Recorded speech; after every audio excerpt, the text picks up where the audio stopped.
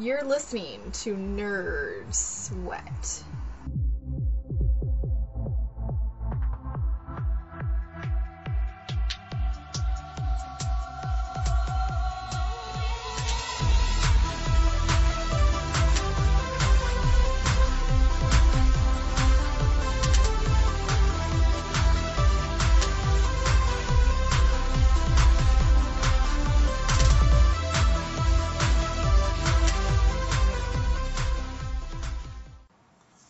And I am your host, Chris, and to my right is Andy. Say hello. Hello, everybody. It's Andy. And to Andy's right is Brian. I'm Brian. And that is Brian. And this is the Nerd Sweat Show. I'm glad you're tuned in, and I hope you enjoy everything. We have quite a show today for you. We'll just do a quick background of who we are. We'll start with Brian. Brian, tell us a little about yourself. I really can't divulge my job because that'll get me in a lot of trouble. No, I'm actually a substitute teacher, and I'm a music teacher and an English teacher. Well, that's what I want to be.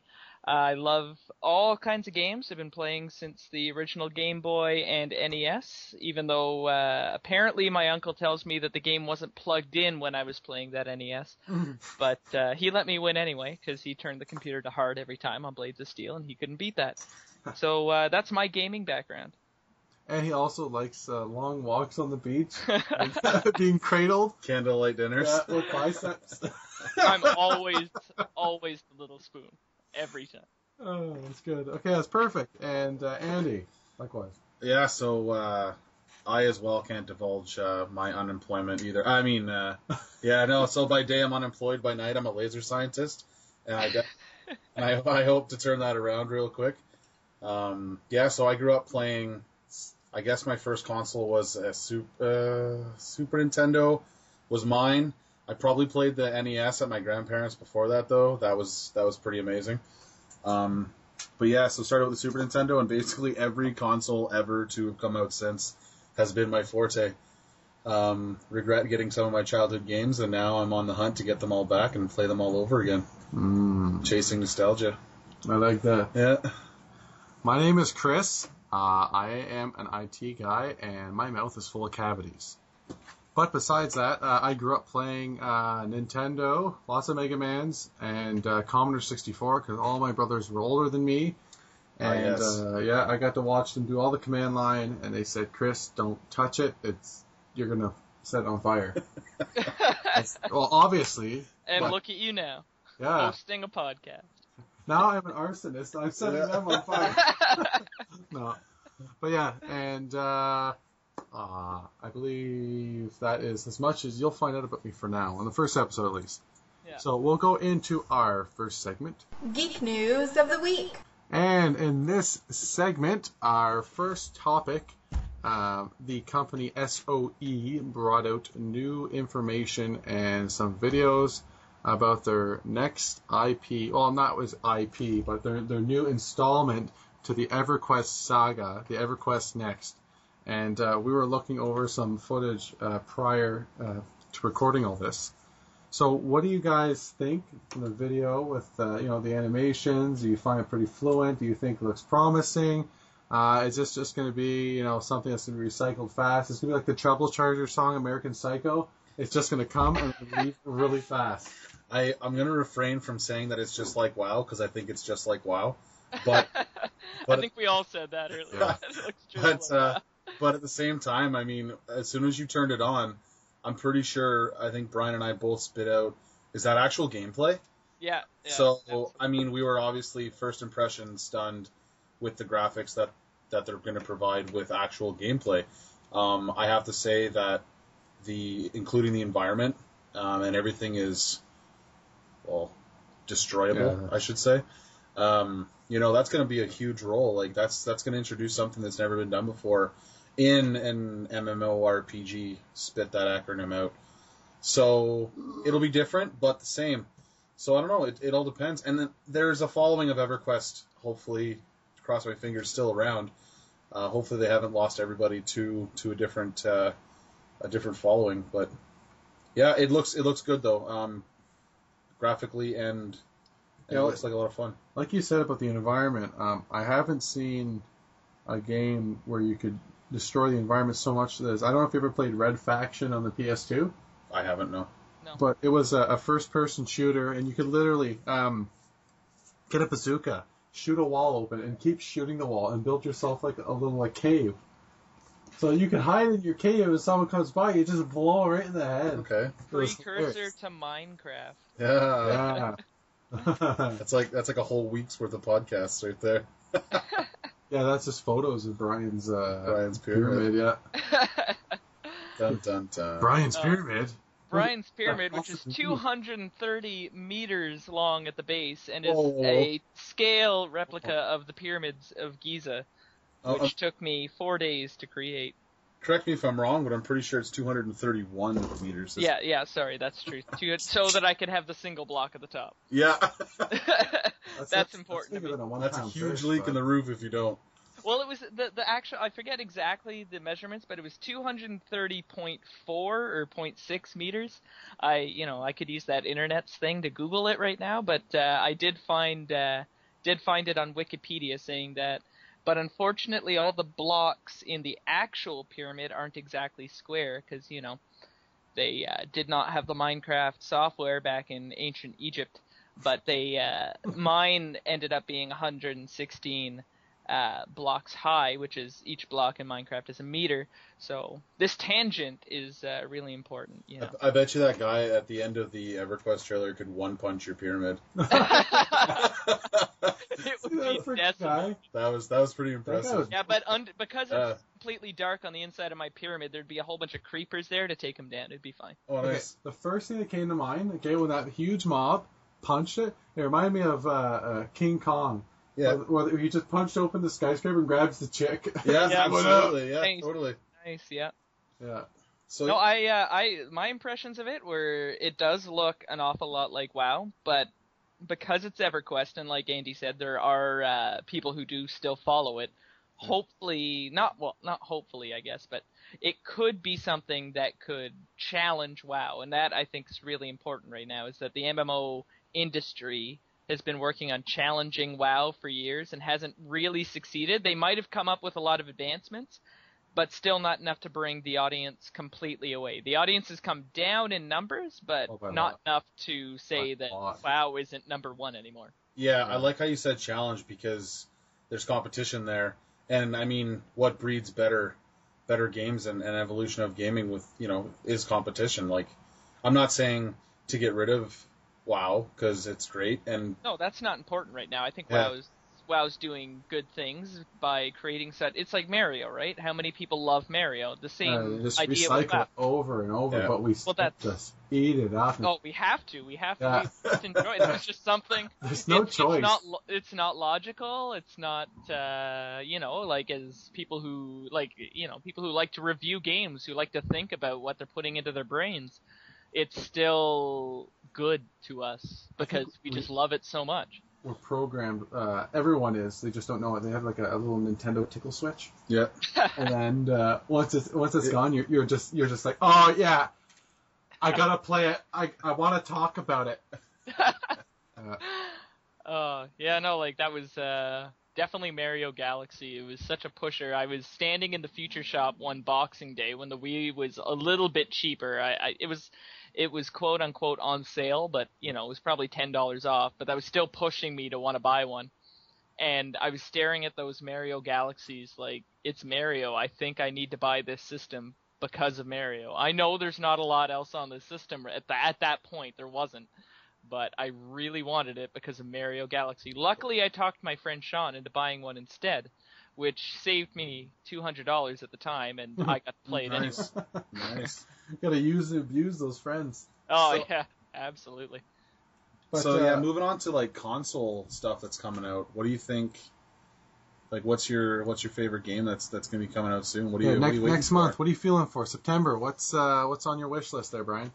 My wish list: Grand Theft Auto 5. My future wife says that I'm not allowed to play this game when she's in the house. I like that. Yeah, she's, just for all listeners' information, she's a gamer, actually an avid gamer. She's doubled my game collection since I started dating her because we've melded them together. She has always been a PC and Nintendo gamer, first and foremost. Mhm. But, yeah, she apparently has not embraced, I don't know for what reason, but Grand Theft Auto has never been her thing, and she's bought into a lot of the negative publicity that it's received. And, yeah, apparently she has to be at work for me to be able to play that game. But I'm fine with that, I respect her wishes. And I will absolutely abide by that rule because I love that game series. I will buy that the day it comes out. I will absolutely go to the store in the near future to pre-order it. And I will play that thing through like I played Grand Theft Auto 4 straight through in no time to make most of my friends drop their jaws whenever I saw them and told them where I was compared to where they were. So in 1 minute or less, not to put you on the spot, but honestly, convince me why I should go get the new Grand Theft Auto. I personally, I've lost it in Grand Theft Auto Land, I think at 3. But you know what? Vice City was maybe. mine. I would drive around in Vice City. That's the thing, like, the storyline and stuff, like, I was so not sold. But anyways, I want to be sold by Brian. First, you didn't feel that at all in San Andreas. I know I didn't feel that in 4. I felt the story, like I did plow through it because it was Grand Theft Auto, and I do agree that the story didn't pull me in like the other ones. Yeah. But I felt those previous generation ones, all the Grand Theft Auto 3, Vice City, and San Andreas, San really Andreas brought was me in. good. Because I remember the first time I was playing especially. that.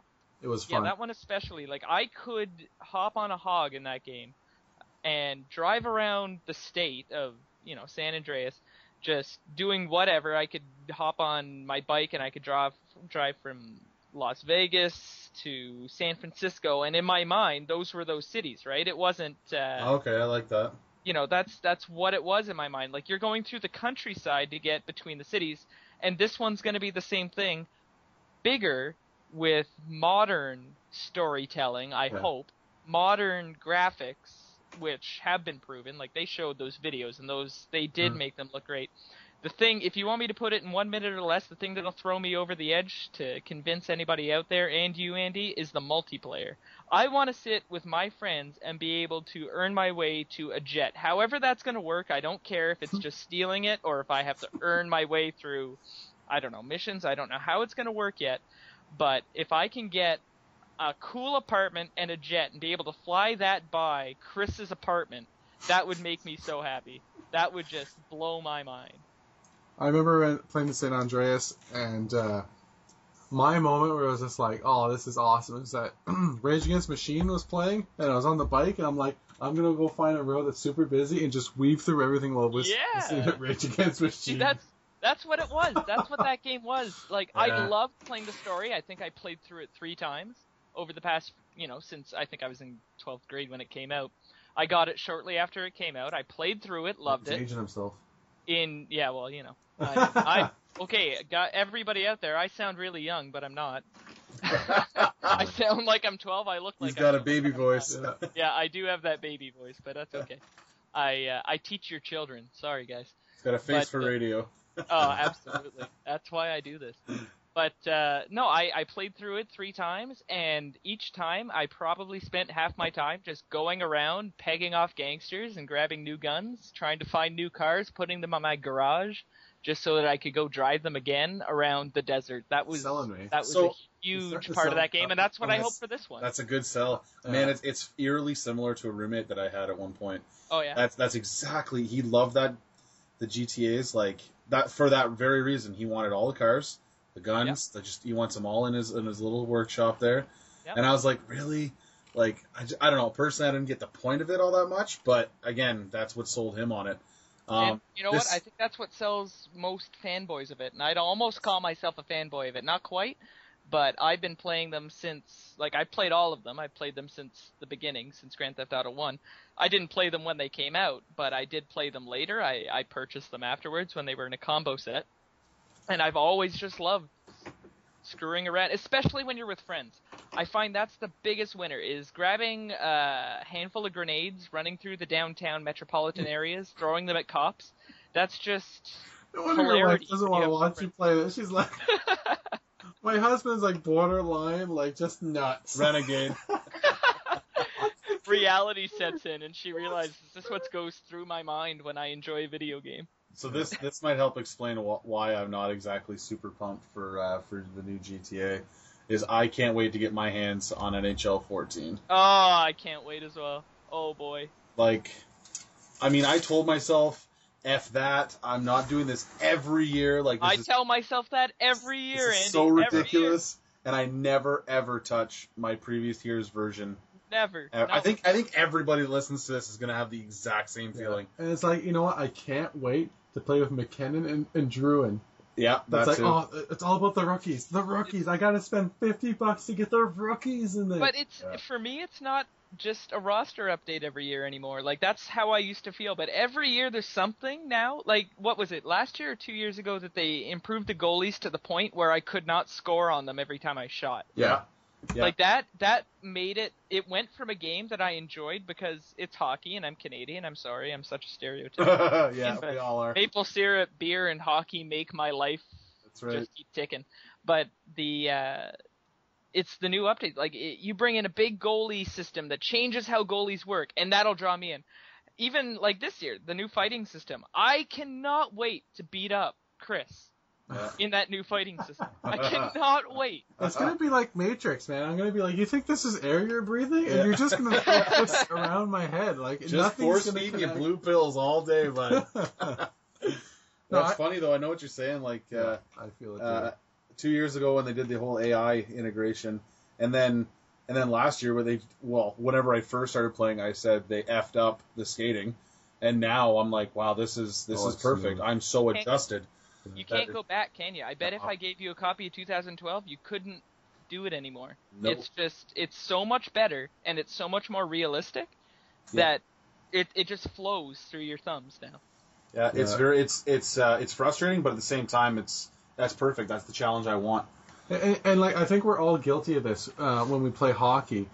When you're playing either in a GM mode or online with your friends, when you see that one friggin' save, when the goalie's either out of position or he just does a patty stack. Yeah. You're like, oh my god! You press start and you replay it right away. Yeah. You're so frustrated, and you save it too, and you send it to your friend. You're like, look at this crap. Yeah. Yep.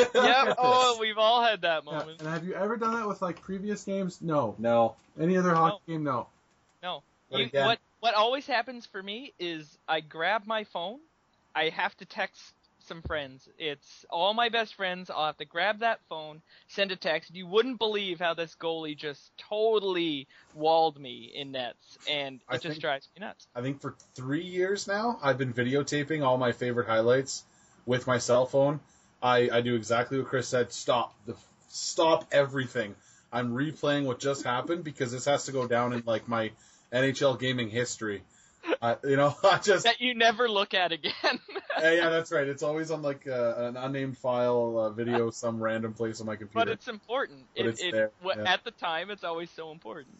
Yeah, but for me, honestly, a 2-pad stack, an unbelievable deke, time slowed down for that perfect whatever shot, worth the $50-$60 I'm going to spend on that. And I play it 2-3 times a week, so it's just all around it works. Yeah. Yep. But I buy it every effing year, and Yeah, me too. it sucks. And NHL 95 threw me into this cycle of I can no longer go without buying it. Back then it was, Mom, Dad, can you get this for my birthday? Now it's, oh man, I got to get my wallet out. Even though I can't pay my cell phone bill, I still have to go buy that. That's right. Get a friggin' pre-order. Yeah, absolutely. Yeah. All right. Well, I was feeling NHL 14 too. Well, how aren't you? I'm also enticed a bit by Diablo 3, and I'm not fully sold, but I'm more interested now because when the game first came out, I was really excited because I played Diablo 2 in the expansion with the assassin and all that stuff, and I said, Diablo 3 Blizzard title is gonna be amazing. Well, yeah, they took 10 years to do it. Yeah, so why not, right? They've always done good stories. Should have been good, yeah. So I waited actually till a couple of my buddies bought the game. And I went over to my friend Seb's house, and he purchased it, and I created a witch doctor. And I'm just tossing out these frogs and stuff. I said, this is fun. I could spend a lot of hours in this game, but I'm like, I'm just going to wait a bit longer. And it was like not even a week after, there was so much complaining on the forums about Diablo 3. It kind of reminded me, too, of like the new SimCity that came out. Just a lot of people. Oh, don't talk to me about that. A Oh, boy. lot of bugs. I tried to convince all of you guys to buy that, and there's me sitting with my $60 copy of SimCity, and I want it to go away so bad. Every time the I love that. I get the Origin update, you know, like Origin wants to update, I just cringe because I know all that's for is Need for Speed and SimCity. Yeah, because you text me. It was one point I was at Walmart and I was ready to buy it, and you said, "Dude, nothing's working. The server, I lost everything."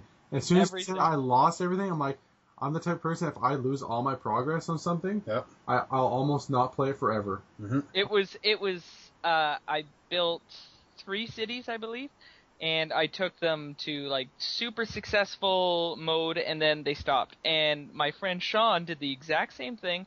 They stopped working. My fiance, I couldn't believe it when she decided. She just hopped on the computer, and it didn't seem like her type of game. She started playing it, and I was like, "Oh, this is great! This is a game we can play together," which is kind of rare. We don't play all that many games together that we can talk about and all that. And then we both instantly hit this wall, and we just I haven't played it since back when I was trying to convince you. That was upon release. I think I bought it shortly after release. Yuck.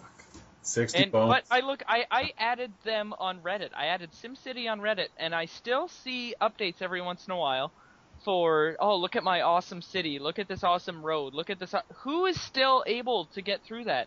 Has there been an update? That's my question. I don't believe there has. I can't go back. Like you say, Chris, I'm afraid to go back. Yeah, it's just being let down by a game, and that's how I felt about Diablo. I'm 3. so sympathetic towards you guys that I just don't have that pain. Like and I'm not saying that in a mean way, but like this sounds bad. I've done it before, but yeah, I'm just glad that I didn't go through with that one. Well, Diablo 3 is coming out on the console, and that's why I'm bringing it up now, because you know they had more than enough time to work out all the crap bugs, and it's like, you know what? Baldur's Gate was a solid 2-player hack and slash. Yeah. Champions of Norath, solid. That's dating. It's dating. But those are your rocks, man. Well, did you play Diablo on the PS1? Yes. So, that was good. That was fun. Well, you know, if they're sticking to the same sort of scheme. Yeah, just keep it it's not always about the graphics. You need the gameplay.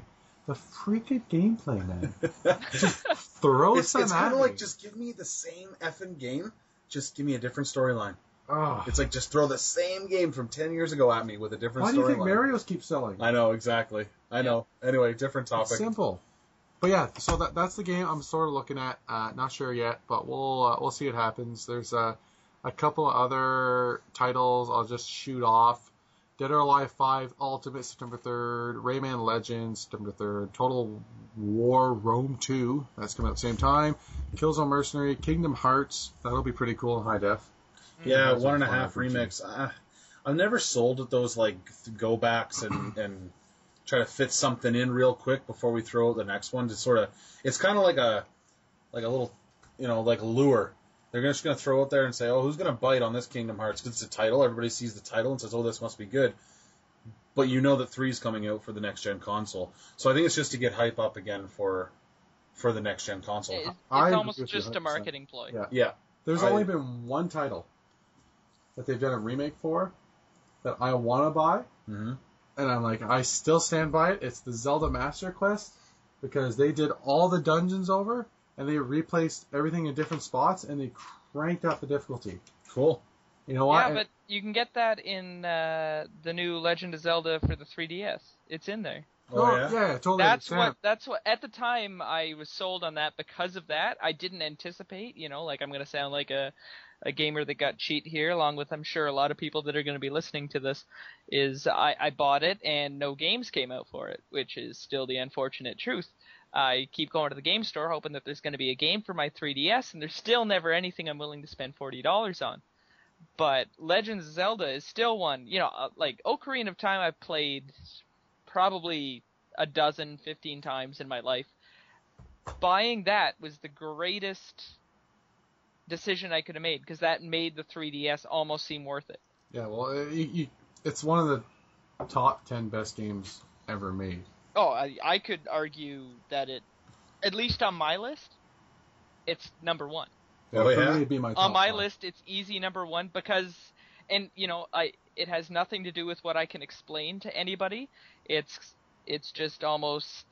Is it a ingrained nostalgia in me. factor? It's not nostalgia factor, just Everything because was I've good played about it that. all along. Because I play it about once every year. Oh, nice. Okay, there you So go. it's not nostalgia, because I did, like, I remember renting it at Microplay when I was probably, when it came out, I just got my N64. I was all excited to play this game. I had no idea what was going on with it because I was a stupid kid. And I started in somebody else's file that was in the Forest Temple, and my mind was blown. Now that moment does create a little nostalgia for me, Yeah. and he had already gotten the bow, right? So I was really excited about that. You So did all the somebody hard got the parts. bow before I was actually capable of getting to the bow. Hmm. But the that whole game I just love it so much. Everything about it. It's not the greatest game of all time because there have been many games that have had many more things to do in it. But I think for its time, to me, best game of all time. And no, I can't give you my arguments for it because you could argue me up and down and be right. Yeah. Your Probably- arguments could be probably right, side but to you side. cannot convince me. That's the thing. It's all about flavor. Yep, that's it. It's flavor. It's not nostalgia. I think that's probably the perfect word. It's flavor. That is just the perfect flavor of video game. That is chocolate mousse of video games. Well, so I like like that. Andy and I, since we collect retro games, we would like to get that game for like the GameCube. They had the exclusive disc that you could only get when you pre-ordered Wind Waker. Yep. So when you did pre-order Wind Waker, it came with Zelda Ocarina of Time and then the Master Quest. Yep. So we've been looking for it. I've been looking for it. Yeah, you just got to keep your eye out, man. If you go online, you're gonna pay at least $45 and up. I'm making a pact. I'm not paying online eBay prices ever again. Like, I'm over those. I have such a vast collection now that it doesn't matter how bad I want something. I'm just gonna wait until it pops up. And honestly, that's the hunt, and that's the best part of the hunt. Yeah. What do you mean, Andy, when it pops up? When it pops up, it'll be right in front of me when I'm live in front of, like, at somebody's yard sale, at a pawn shop, $5. exactly when it's $5. $5. $4. when it's $5 and they don't know what it is, and they're like, we're just getting rid of our stuff, and I have to like tame my inner excitement and not show that amazing like sense of I want to like jump out of my skin because I finally found it. Poker face. I have to poker face, and that's so difficult to do, and then you got to swindle them. And gosh darn it, if you want to see that from us, you got to watch our game hunting videos on our channel. Go to our channel, GeekConfig All, and you can watch our game hunting videos. Yeah, we're definitely we're gonna well I guess I can't say we just started, but I guess we just started quote unquote professionally. I guess hunting Collecting, games. yeah. Like we've always sort of just like had games and found them and kept them and all that jazz, but now we're kind of like we're on a nice little mission here. Yeah. And This is this weekend for me. Like, I've been looking forward to this weekend all week. Like, I'm getting up tomorrow morning with a friend of mine to go garage sale hopping. I actually have a map and time schedule planned out just to tell you guys how pathetic and sad I am. That's not pathetic, and you're being that's not very sad efficient. at all. Yeah, efficient, exactly. Like, you have to be there first. Yep. Or it's gone. That's right. So I emailed people. I guess this might just be some tips, maybe. I really am not that experienced like you guys, but I emailed some people through Kijiji, and I told them that I'm looking for games, and I asked them the question, do you have video games at your garage sale? Yeah. I emailed maybe 8 different garage sales that weren't very clear on their description on Kijiji, and they said, 2 emailed me back. One said, no, what we meant by games is we have board games. And the other emailed me back specifically telling me what consoles they had games for, not the games themselves. So I decided to just leave that excitement there so that me and my friend can go to the garage sale, look at what they have. She said they had PlayStation 1, N64, and 360 games. So first of all, I'm excited to find out what those games are. You have to call me if there's something where it's like, Chris, there might be an RPG you like, and it says $1, but it's $5 for you. They already know I don't sound like that, Chris. Come on. I don't even care. He doesn't have it. Yeah. No, absolutely. And that's part of it, right? Like last night I found a deal up in Northern Ontario where my friend lives, and I was just looking through Kijiji out of curiosity, and I was chatting with him on Skype. So I sent him a message and I said, "Would you be willing to email this guy and pick it up for me?" And he said he would. So he's emailed him. It's Paper Mario for $10. So I sent him the message, said, "Can you please check into this?" And he has. So he's going to get back to me as soon as this seller replies to his email, and then hopefully I'll have a $10 copy of Paper Mario coming my way, which to me is a great deal. That is a steal. That's a snipe. That's a steal. So and that's what it's about, right? Like when that happened, and I know you guys have felt this too, for sure, because this is your passion. I got the chills when I saw that and realized that was within my grasp. Yeah. I got the hunt chills. You ever had it taken away from you yet? I don't. No, I have not. Well, you know how excited you got? Yeah. There's the opposite feeling as well. I haven't done that to you. No, you haven't, but there's been people who have. That's why if you do that online stuff and it's kind of a first come first serve, but it doesn't really explicitly say so, and they say that they're going to sell it to you, and then they say somebody just showed up and picked it up for whatever, and you were all giddy about it. Yeah. Yep. It's you know what? That's how game chasing goes. That's so funny, because I had a similar situation like that I told Chris about this week. I was on Kijiji, which is my new best friend. It's going to become my homepage, I'm sure, very, very soon. Expensive. But I was on there looking through Ottawa, and I was trying, because he's been helping me out, getting me some games that I've been looking for, and audience should know that Chris is a very generous guy. And I wanted to get him something, and I found some things that he's requested that I don't divulge, so I'm sorry, everybody, that you can't hear what it is. But I found something on Kijiji, and it was actually kind of a noob thing for me, right, because I haven't really been on Kijiji that long, where I've actually been contacting people looking for things. And he posted it at noon. I emailed him at 3:30, so I thought, man, I'm pretty quick at this draw, maybe I'm going to get this. Apparently that's... shocking news. That is not quick for the internet. I sent him an email, and he said, "I'm sorry," and I gave him a sob story about the whole thing, about how, like, you know, I'm trying to get a gift for my friend and everything. And you are a rookie. Yeah, I like that. He sent back, you know, "Oh, I'm really sorry. It's already been spoken for, but hopefully, you know, like he was hoping that maybe this person would fall through and that I would get it because of my sob story." But it seems 2 days later that has not happened. No. It's all about cash money. Money, more money. Much money. $1 money.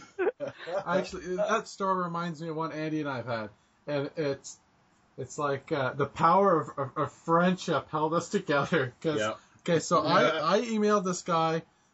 He put online a GameCube with a bunch of Zelda games and other games. Okay, I messaged him literally 3 minutes after the post, and it was like the Zelda 4-in-1, it was Zelda Wind Waker, like he had a bunch of different stuff, and he wanted like, I think like $50 for everything, or something like that, like 50, $60. And I was lowballing him. I said, "Listen, I'm really interested in what you have. Would you take 45? And they're like, "Yeah, we'll take 45. So then Andy sends me a text saying, "Dude, I'm getting a sick deal." I'm like, "Okay." So I get an email back 2 minutes later. I remember this now. Someone else wants to give me more than what you offered. I said, "Yeah, but we already made the deal.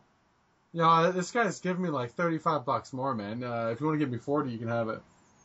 So I text Andy. I have no idea Andy's getting this. And Andy's at work, too. Yeah. I said, "Andy, you going to enjoy your new GameCube and Zelda or what?" He's like, "Yeah, man, how'd you know?" So we were actually bidding against each other. So I think I ran you up $30. Yeah. And then that's awful. Yeah, it was pretty awful. But I said, "You know what, dude, you can have it." And it worked out because the main game I wanted Wind Waker, but I really wanted the 4-in-1.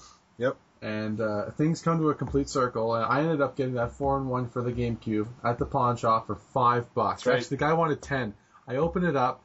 I said, "Dude, there's a scratch here on the disc." He's like, "Man, you want it for 5?" Yeah, I guess I'll do that. I guess. Yeah, I guess. So one of our pickup videos, actually, I'm showing it, and that'll be posted later too. But Yep. you got to know, it's good to be competitive with your friends, but remember, they're your friends. Don't Absolutely. let the addiction take over the friendship, because I've done that as a kid. Intervention. Yeah, seriously. Okay, my best friend is as a kid growing up, it still is Mackenzie Densham, and we played Smash Bros religiously growing up, and so there was 1 week, I was just pounding Mac like day after day, and we just both egg each other on. I literally didn't see him for a week and a half, 2 weeks. And I was so hot-headed, I was like, you know what? I don't want to see you until you come back and you're better. Go home and practice. I can't believe I was like that too. So don't get to that. Don't get to that. Okay, wait, we gotta keep going here. We're only on our first segment. I'm gonna just. It's funny that you say Smash as the last thing and then you moved on. I know, because look at the segue. It's coming up too. Look at this It is a stupid segue. segue. This is hilarious. I didn't even do that on purpose, people. But I gotta say just the rest of the games that are coming out for September. So we got Puppeteer, Elder Scrolls, The Wonderful 101, Grand Theft Auto, Armored Core, Pro Evolution Soccer 2014, FIFA 14, Enemy Front, Scribblenauts Unmasked. Oh, I love that stuff. Sure. Oh, Scribblenauts I cannot get enough of. Never, Genius gameplay. I'll have to check that out later. Yeah. Valhalla Knights 3, Deadfall Adventures, and Young Justice Legacy. So September is going to be a good month, I think, for gaming. It's going to be that's a solid list. Yeah, it's going to be a lot of money tossed around online and offline, and I'm going to make a suggestion at the end. I want offline. to take your suggestion. Okay. I'm ready for it. You want it right now? I'm open for it. Okay. Bend over. No. And we shouldn't all buy the same game. Ta-da! We should share our games. oh, wait, Oh. sure, like the DRM. Yeah, That's our right. favorite friends. that's right. And we all buy separate games. Play wait, we them can't do through that and now? share. No. Oh, wait, they took that away. What? Oh, I'm not buying Oh. for 60. Yeah. Dude, that's it. That's it. I'm out. I'm out. I'm gonna jump off a bridge tonight. This is it. Oh, no. So we were If there were only a really big bridge in your town, that would really help, but, Yeah. So we were talking about Smash on 64, and look what's coming out. That's a segue for the Super Smash Brothers for the Wii U. The most popular system that is currently out and selling the most games. Yes, it is. I think I see Mega Man on the front there. Yeah. I see Mega Man front and center. It is about time, because come Ah. on. Yeah, it's true. How is There's he Samus cowering in the corner down there, because he knows that his little gun's inferior to Mega Man. She knows. Yeah, you're right. She. Every time I forget it, don't worry. Every time. Only reason I knew that, because it was a she, was from beating it on Super Nintendo. That's right. And if you beat it with Fast Time, you see more of her skin exposed. Oh, I beat one and she took the mask off and it was a girl, and I was like, okay. So when you're like, oh, man, what is that? Maybe it's just more skin. Yeah. I was really excited when they announced Mega Man out as one of the main characters, because growing up, that was my Oh, absolutely. jam. Yeah, same here, man. Like Mega Man Absolutely. 2, dog, Oh, heavy man. paws, that's my jam. Yeah. Which was your favorite boss?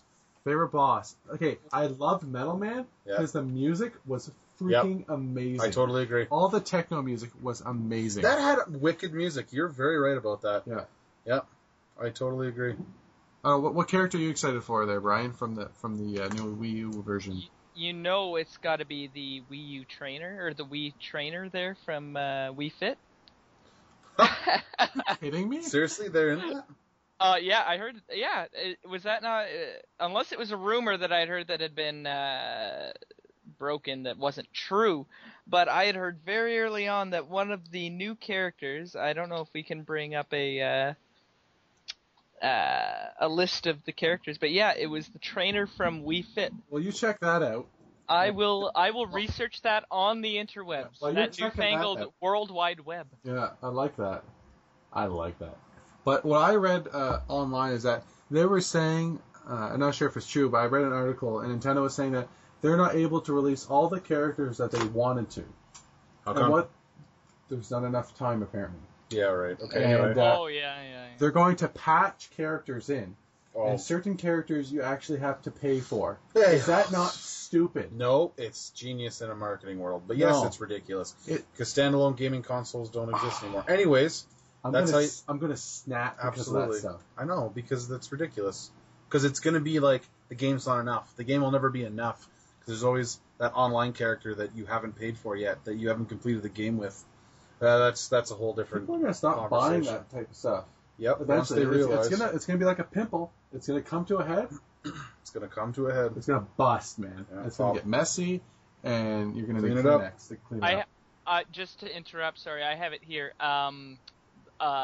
Picture. I went to the smashbros.com/us. US. Sorry, I guess it linked me there straight to that. But Wii Fit Trainer is listed as a newcomer along with Mega Man Sweet. and Villager from. Oh, nice. The Village People. Nope. It's the construction worker, the Native American. Hi. Yeah, no. So yeah, Wii Fit Trainer is going to be a character. I don't know what they could do some yoga moves towards some Mario while Mario shoots fireballs in his face, and Princess Zelda could be, doing her cool chic stuff, and maybe what's that crouching dog or what? I've never done yoga, so I really don't know, but yeah, I think that's as far as they could, maybe hopping up and down on a on some stupid platform that'll break. Yeah. Yeah, I weigh very little, and I'm very, very afraid that I would break that while I'm on it. So I'm very disappointed with this list, but that's just my first take. Yeah, that's not a very I really expensive hope list. they have a lot of characters out, and I hope they don't go towards this whole marketing thing where they bring out one character, maybe be free, and the rest you got to pay for them. Don't be surprised, is all I'm going to say. There's another thing that I didn't realize about it, that just by clicking on this link, I don't know how I hadn't heard about this before, but Super Smash Bros. For Wii U is releasing with Super Smash Bros. For 3DS. I'm wondering if they're going to continue Nintendo's tradition of the link over, so that you have to buy their $60 Wii U game, or whatever, I don't know what the new prices are, but I don't have a Wii U personally, but Super Smash Bros. For Wii U, and then the $40 Super Smash Bros. 3DS. Would you have to buy both in order to unlock all the games? That's possible. Like that, or all the characters? That's what I meant. Yeah, sorry. All the characters, or all the levels. Because, like a lot of games before, where you'd have the transfer pack, or now that they have just wireless, since back to, I guess the first was Pokemon Stadium, right? Being able to plug in your Game Boy game and unlock some stuff in the game, be able to put your own Pokemon in the game. Absolutely. So I'm wondering if they're taking that to a new marketing level, where now Super Smash Bros. Should cost $60, but for a real fan would cost $100, because you really have to buy both for the full experience. Yeah, again, I'm not going to hold my breath, because I'm pretty sure that that's the way that gaming is going to go in the future. Nintendo has a really good grasp on it, because they have console and they have, what would you call it, portable, I guess. So, they got the Game Boy, which has lasted, and then they also have the actual console. So, I mean, if you have a tag team like that, to have to grab both to sort of, I guess, complete or have, the entirety Well, but of characters and stuff. company, And for kids, man, oh my God, kids. They're like, oh, I'm missing Luigi. I need it. Mom, Dad, I need it. Give me. It's my birthday soon. Get it for me. My friend is the only one who has Luigi. I'm jealous. Yeah. I need him. And the only way to do that is to buy the 3DS version or whatever. Yeah. But they started that way back. Way back. I'm staring at Mario Tennis right here in front. Oh, that sounds like a segue to me. Yep. And Mario Tennis was a complete game. It is. Okay, it is. And that's why it holds its value, and that's why it's worth every single penny. I totally agree. Should we segue now? Yeah. All right. So I'll let Chris introduce us. Retro Game Review of the Week. And the Retro Game Review of the Week we're doing this week is Mario Tennis. So, I do own Mario Tennis with the box, Nice. It's in really nice condition. Yeah, it is great. I used to have all my 64 games, all the boxes, in mint condition, and then I had a flood in my parents' basement. Oh, no. I had 50 plus boxes. Disclaimer right here. Oh, no. For any prospective buyer of this, no flood damage whatsoever. Rubbermaid. Yeah. Right? Those big Rubbermaid tubs. That's what right. you gotta have. Like It my might have been parents, Tupperware. I can't remember, but yes. my parents have a basement, a house with a basement in the middle of the country, right? So automatically all the fields around flood towards their house. Yeah. And every single spring there's a flood in the basement. They have dozens of those big Rubbermaid bins to keep the Christmas decorations in, to keep old ugly Christmas sweaters in, all that kind of thing, to make sure that they don't get destroyed. That's the idea. And everything on shelves, all you gamers. Everything on shelves. That's right. Oh, if you care about it. Oh yeah, actually today it's funny. I just raised everything up like a good 1.5 feet because I'm also in the basement. So just in case. Yeah. And like Chris here, he can maybe explain this to you in a second, but like Chris, keep things out of the basement if it's possible. Yeah. If you can keep it in your designated game room, like my hero Chris, which I wish so bad I had, you can keep things safe, or at least safer than in a basement. The basement's probably the worst possible place to keep games, like my nice gold Zelda 2 that doesn't work, that hopefully Chris can fix one of these days. That'd be kind of cool if I can. Yeah, that would be really cool.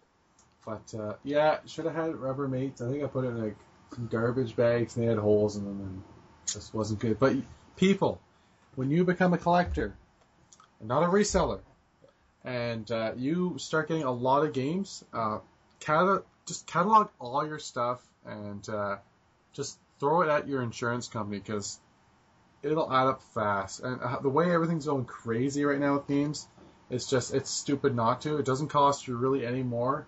So just catalog all your stuff and then send it to your insurance place. But I'm going to move on just with a brief description of Mario Tennis. I'm just reading off what it says at the back. And we can just start talking about how we feel about the game, some Easter egg stuff, little information about it, and then just our overall rating, 1 out of 10. So on the back it says, all of your favorite characters hit the court in a wild and wacky multiplayer tennis game from the makers of Mario Golf. Mario, Luigi, Bowser, Peach, Toad, and Donkey Kong lead off the all-star 14-player lineup. The fast-paced action will have you unleashing vicious volleys, life-saving lobs, ballistic backhands, and electrifying supercharged smashes. So, tennis with a Mario twist. Take the Piranha Challenge and brave the barrage of bouncing balls, or opt for Bowser's tilting court to attack opponents with Koopa shells. That was tricky. That was tricky. That was a commercial. Like the back of that box is not like it's not like a book description or anything. That was a commercial, and I guess because you said it, it became a commercial. Yeah. And because Chris can sell anybody on Mario Tennis, because we've spent many an hour playing Mario Tennis with Chris. That's true. Every time we do any road trips, we always bring the Nintendo 64. We always bring Smash Bros, Mario Tennis, Road Rash. Yeah. Mario Kart. A certain somebody's bachelor party seemed to have included quite a bit of that nonsense. There's been numerous bachelor parties the last years that we've done it, and it's kind of mandatory now that anywhere we go that has a television has the Nintendo 64 hooked up to it, and for people who are completely ignoring the festivities around them to play this, but we could all just go home and do it, but no, when we're out in a public and social scene, it's get on that N64 and show your skills. That's right. Yeah, that sounds awesome. I love how you put that. Show your skills, right? That's right. How many of us have sat there with Smash Bros trying to hone our skills? Yep. And you play single player, you play the challenges, you do all that stuff. Why? So that you can kick your friends' butts. Yep, that's right. Like, who would sit there like hours upon hours just playing like CPUs on 9? And then, some people just think it's so pointless and so boring. And getting their cousins over and be like, let me do a 3v1. Yeah. Who would do that? I don't know. I have no idea. There's two paragraphs left here. Who would invite his friends over on purpose just to beat them? Alright, so all it says is up to 4 can play, go head-to-head in double matches, dive into a 4-player ring shot battle royale, or just zap opponents with lightning bolts on the Koopa King's court. Single-player tourneys, multiplayer exhibition matches, ring shot challenges, many modes to play plus hidden courts, and characters to discover. So, the game this week we are reviewing is Mario Tennis. And as you can hear, we have all our own take on it, and I think we're all positive. But we'll start with Brian's favorite character, favorite mechanic of the game, and just tell us a little bit about how you feel about it. Okay, well, my favorite character is definitely the Wii Fit trainer. That would definitely be... Coming soon. It was the hidden... Yeah. You know what? I actually just recently got this game for my own collection, right? I had rented it probably 3 or 4 times as a kid. I just got it for my own collection. I went through the entire game, excluding the special tournaments and all at the end. I started doing those and got a little caught up in other things. But I love playing my favorite character. If I were to go up against Chris, I'd probably pick Mario. I'd probably try Mario, and which is my plan because Chris is going to be near me in the next couple days. So hopefully I can kick his butt with that. But no, Mario, I just love his overall ability to get around the court. I find I hit it out of bounds way too often with Mario. But once you can get a handle on that, I think after a few hours of playing with him, he's definitely the most well-rounded player. Yeah, he is very rounded. Yeah, and that helps me, I guess, when I do a multiplayer match against him, which is all that matters to me. I really don't care if I can beat a computer or not. I know I can. I really care about beating my friends. And Mario would be my first go-to. Now, after I lose to Chris with Mario, then I'd start switching it up to the Waluigis and the things and the Boos, the characters that I think I could get away with maybe tricking Chris with. Yeah. I rate my Mario Tennis against Chris, because Chris is definitely the champion of... I hope there is a world champion of Mario Tennis 64 so that Chris can play in that world championship, but... I think definitely Mario would be my go-to guy to start off. Nice. And your favorite character, Andy, Mario Tennis? I have to think about it. Cause Come on, we start off a 4-player game. Okay. We all rush to pick our characters. Who do you rush to? My rush? It's funny because I pick, is it Shy Guy or... Yeah, he's the one like, wow. No, hold on. It's, Paratrooper. For whatever reason, and I get so frustrated whenever he does that stupid little spin when he like misses it, and he does that little like spin off, and I can never like catch up to the second bounce. But for whatever reason, I think I just have an edge with him for whatever reason. Again, positives to the game, everything about it. It's so much fun. It's so competitive. Half the time I'm just like I'm just guessing, but when it does... Because you're playing against Chris? It's because I'm playing against friggin' Chris every time. I always play cross-eyed. Yeah. But when I'm on his team, though, is it ever a joy? Oh, it's unbelievable. I know. You start off the game like, oh, what's the point? I'm going to kick their butts. Yeah. It's Paratrooper for me. And Chris? If Andy doesn't pick Paratrooper, because I got a nasty serve with Paratrooper. I can make the ball bend and come back to me in my hand, and I can do some funky stuff with Paratrooper. The Matrix. Yeah. I'm a big fan of Donkey Kong, too, because he's furry and he's got big arms. Much like Chris. I'm into that. Yeah, I'm into that. You are what you eat. Yeah, that's right. So, yeah, those two characters are great. You know, especially having Donkey Kong in the front. Oh, man, what a pain in the butt. Mm-hmm. You just mash it, bud. Just mashing it. Just... mashing it. You just keep you hit the ball no matter what because you're such a big target. If it ever does get over though, if quote unquote I'm on your team, I'm always doing the running back and forth just in case it gets over. The over anticipating. Yeah, I'll do that stupid spin in a circle and get pissed. But yeah, and the mechanics of the game are great. It's not too fast to the point where, like, if you're inebriated... This is also a very good point. That This is is a important. drunk game. Yeah, you can It play, is. Play game this wasted. sober or drunk, and it's still fun. And it's still challenging and fun, and it doesn't overwhelm you. Absolutely. Absolutely, yeah, I agree 100%. It is, and there's quite a few. Like Mac proved at a certain get-together we had that any wrestling game could be played completely inebriated. Even after You will knock left over your shots beer and either. cause us to have a huge hotel bill, but other than that, it's absolutely a drunk game. Yeah. Yeah. Just yelling, there's Kane! You guys are done. I had played, because I own the new Mario Tennis. I think it's called Mario Power Tennis for the Wii. Just trying to play that. Obviously, okay, it's like completely different dynamic, because you're playing with those, don't quote me here, but stupid motion controllers. Instead of what I love is the paddle, the console paddle. Oh, absolutely. The joystick and stuff. But we're old, right? We're old. Exactly. We're old people. But now to get to my point about being old, this game was so fast. Like, the characters moved blazing fast. You could get anything. Now, the cool part, too, was that they were doing awesome little flips and trick shots and all that jazz that, is just a step up than what we're used to with the slow but awesome original Mario Tennis. But at the same time, it was a hindrance because it was too fast. And nothing was... You couldn't really time anything out. It was kind of just like mashing. And you just had to, like, run around and hopefully you guessed right whenever you were going left. Okay. What you're saying, if I said it's kind of like Capcom versus Marvel, would you say yes? I would. 'Cause Yeah, that game I'm is- going to, and I don't want you to explain that.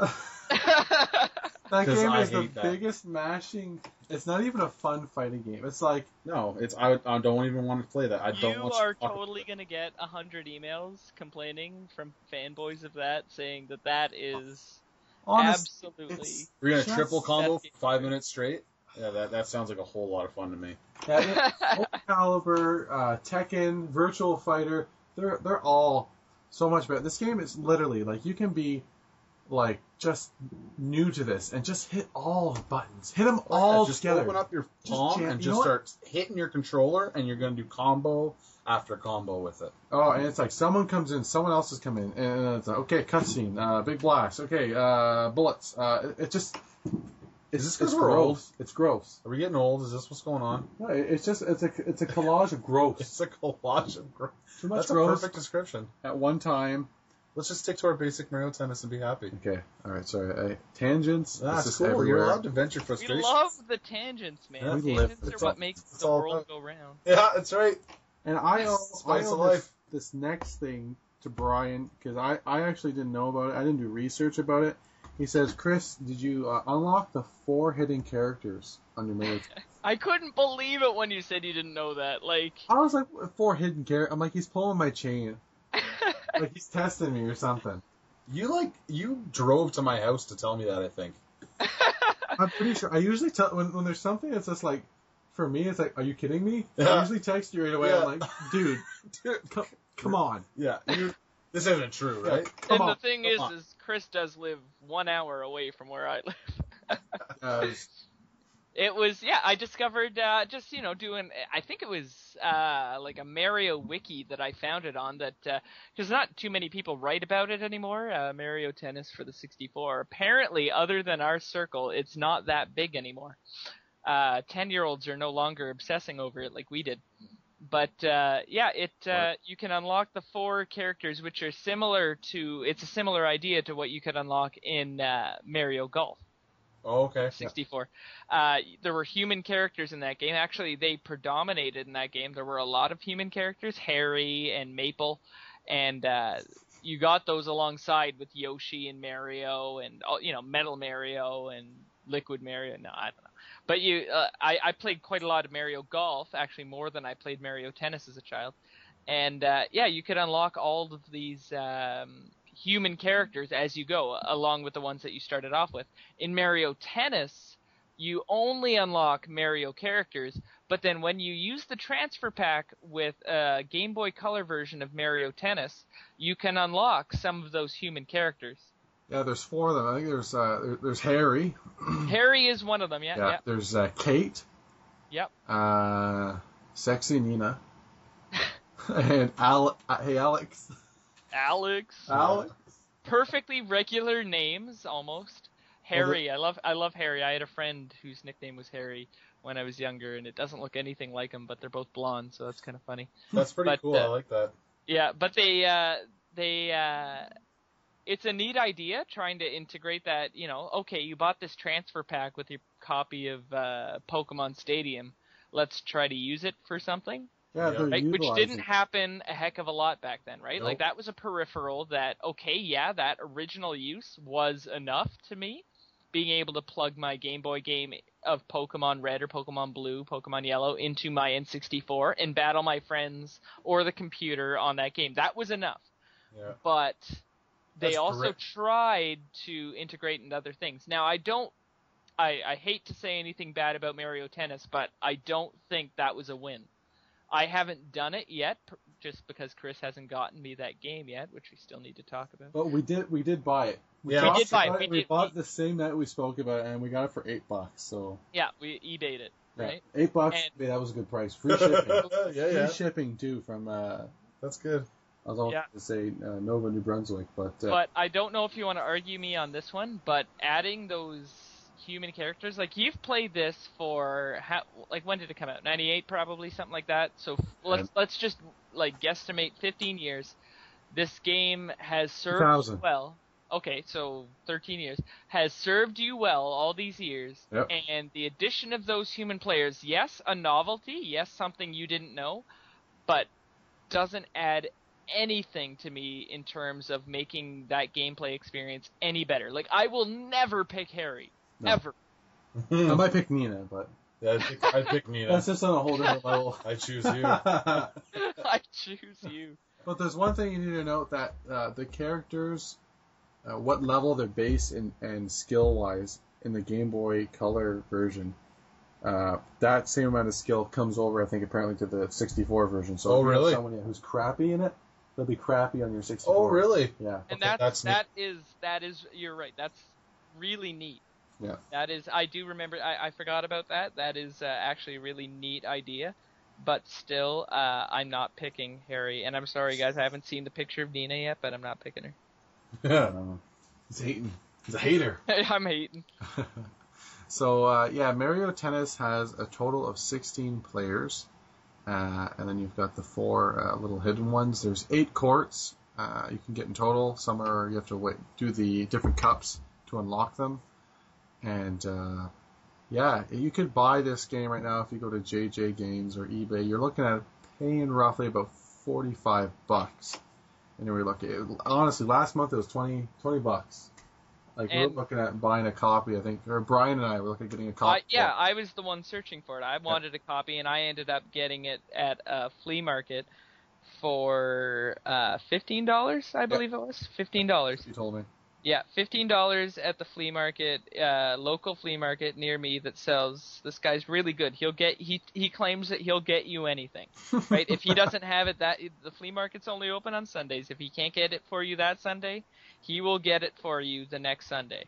This is the same guy that got me I'm not going to say the sports team's jersey, but a certain sport team from a nice jersey. It looks almost authentic. You would not be able to tell the difference for $30.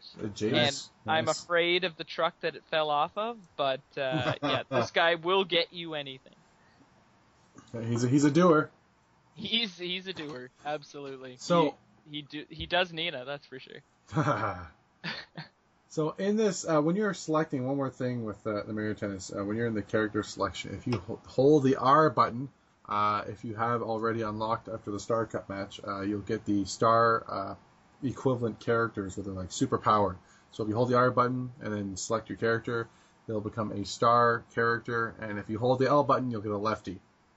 That's just a little tidbit for anyone that knew that or didn't know that, but we need to come to a final conclusion here, what we feel about the games. We've got to do a 1 out of 10.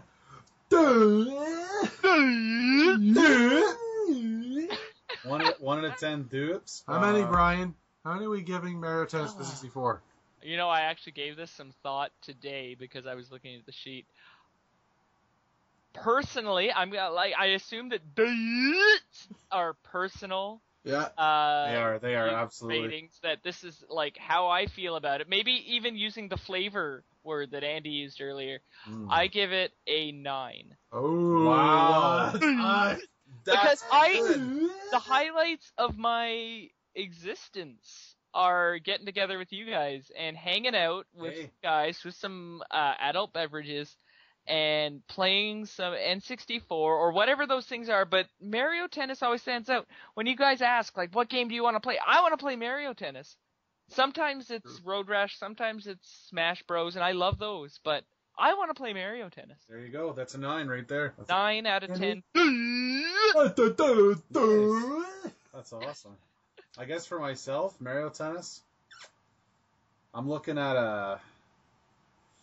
It's so close between. Hold on, let me think of a good moment in it. Wait, how about we both? I think we're going to say the exact same thing. So I want to say on 3. This isn't even planned. Okay. Is this in plans? Okay, we're going to have Brian Kemison on 3. So Okay, on his 3, we're going to... On my 3. 1, 2, 3. 8. 7. Shit. All right, I'm gonna give it 7 strong dupes. That's it. I'm giving it 7, and the only reason is because of the games that I'm thinking of, that compare to it. That's the only reason. I'm not throwing it under the bus. It is fun. It's as fun as some of the games, but the other games just have the little extra. So I'm going with a solid 7. Well, mayonnaise and sriracha. Yeah. Yeah, I'm going with my 8 and 10. It's not that bad graphically, but come on, the gameplay is bomb. It's simple. I'm good at it, so I'm giving it an 8 out of 10.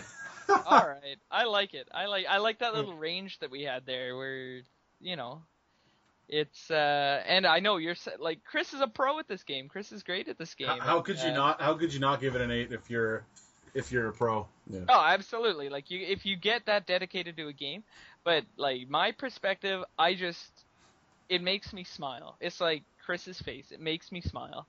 That's all. Nice. So that's what gets a yup for me. All right. So we'll just do one more at the end of this. So we'll give it 1, 2, 3. Well, I'll just throw in a nice little last yup. Okay. Okay, I like that. 1, I'm 2, going short and sweet. 3. Oh, nice. I liked it. All right. So now we're going on to our next segment, which is Geek food.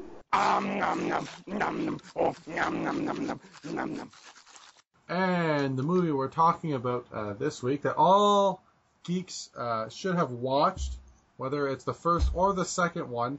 It's one of those movies that's pretty cool, and it's got an interesting storyline and whatnot to it, is Tron. And we're talking about Tron Legacy this week. I fight for the users.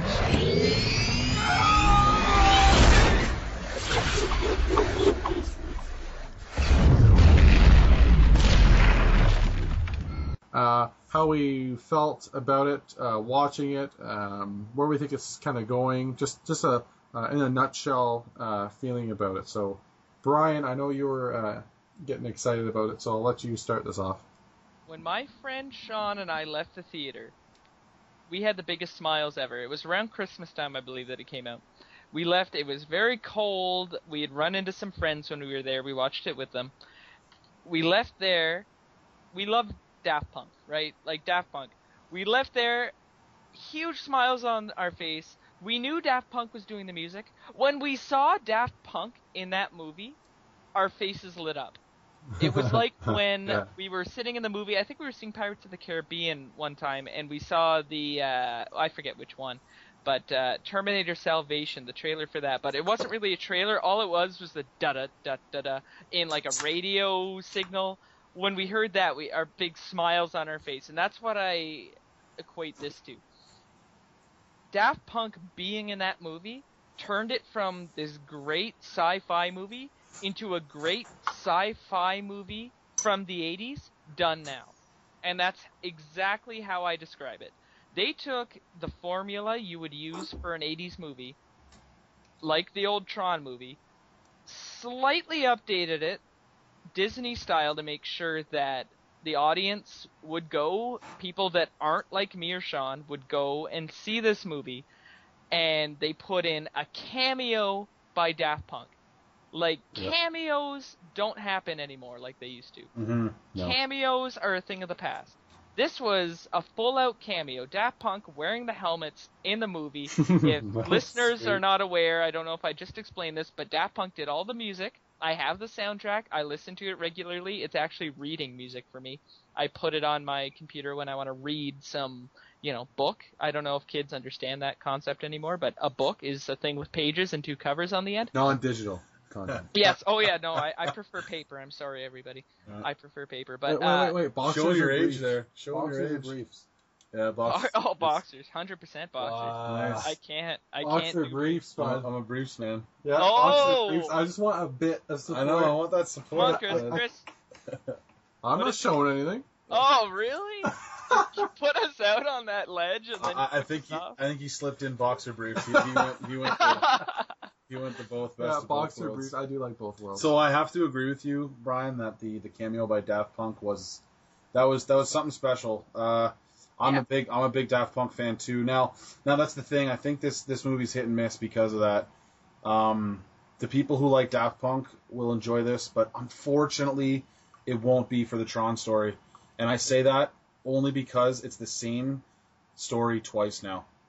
And I hate to have to bash this movie a little bit, but they didn't do Tron like Tron did back when Tron was made in the first place. This was like I don't know. It was just a redone Tron, and it used like the same story, they kind of just used the same thing. It was unfortunately, in my opinion, a copy paste of the original. Now, I'm not saying it's a bad movie because the storyline is pretty cool.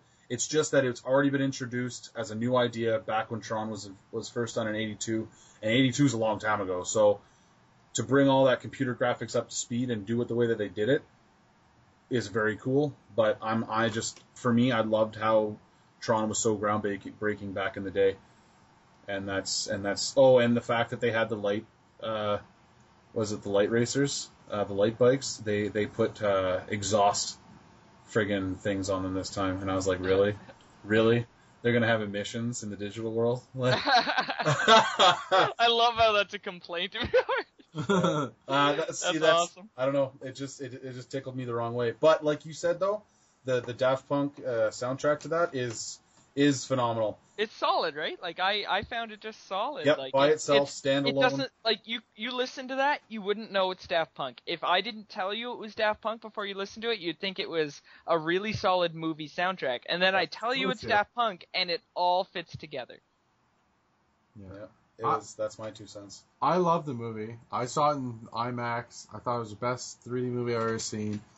I think. So I didn't see it in 3D. I'm just throwing that out there, but I didn't see it in 3D. I saw it in both though.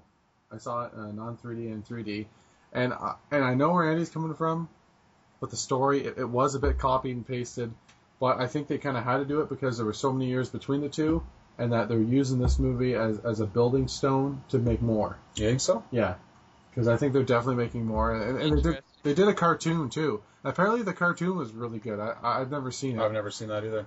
Neither have I.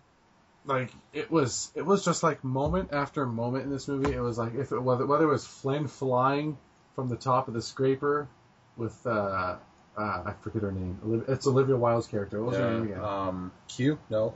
That's James Bond. No. Star Trek. Oh man, I can't remember her name now either.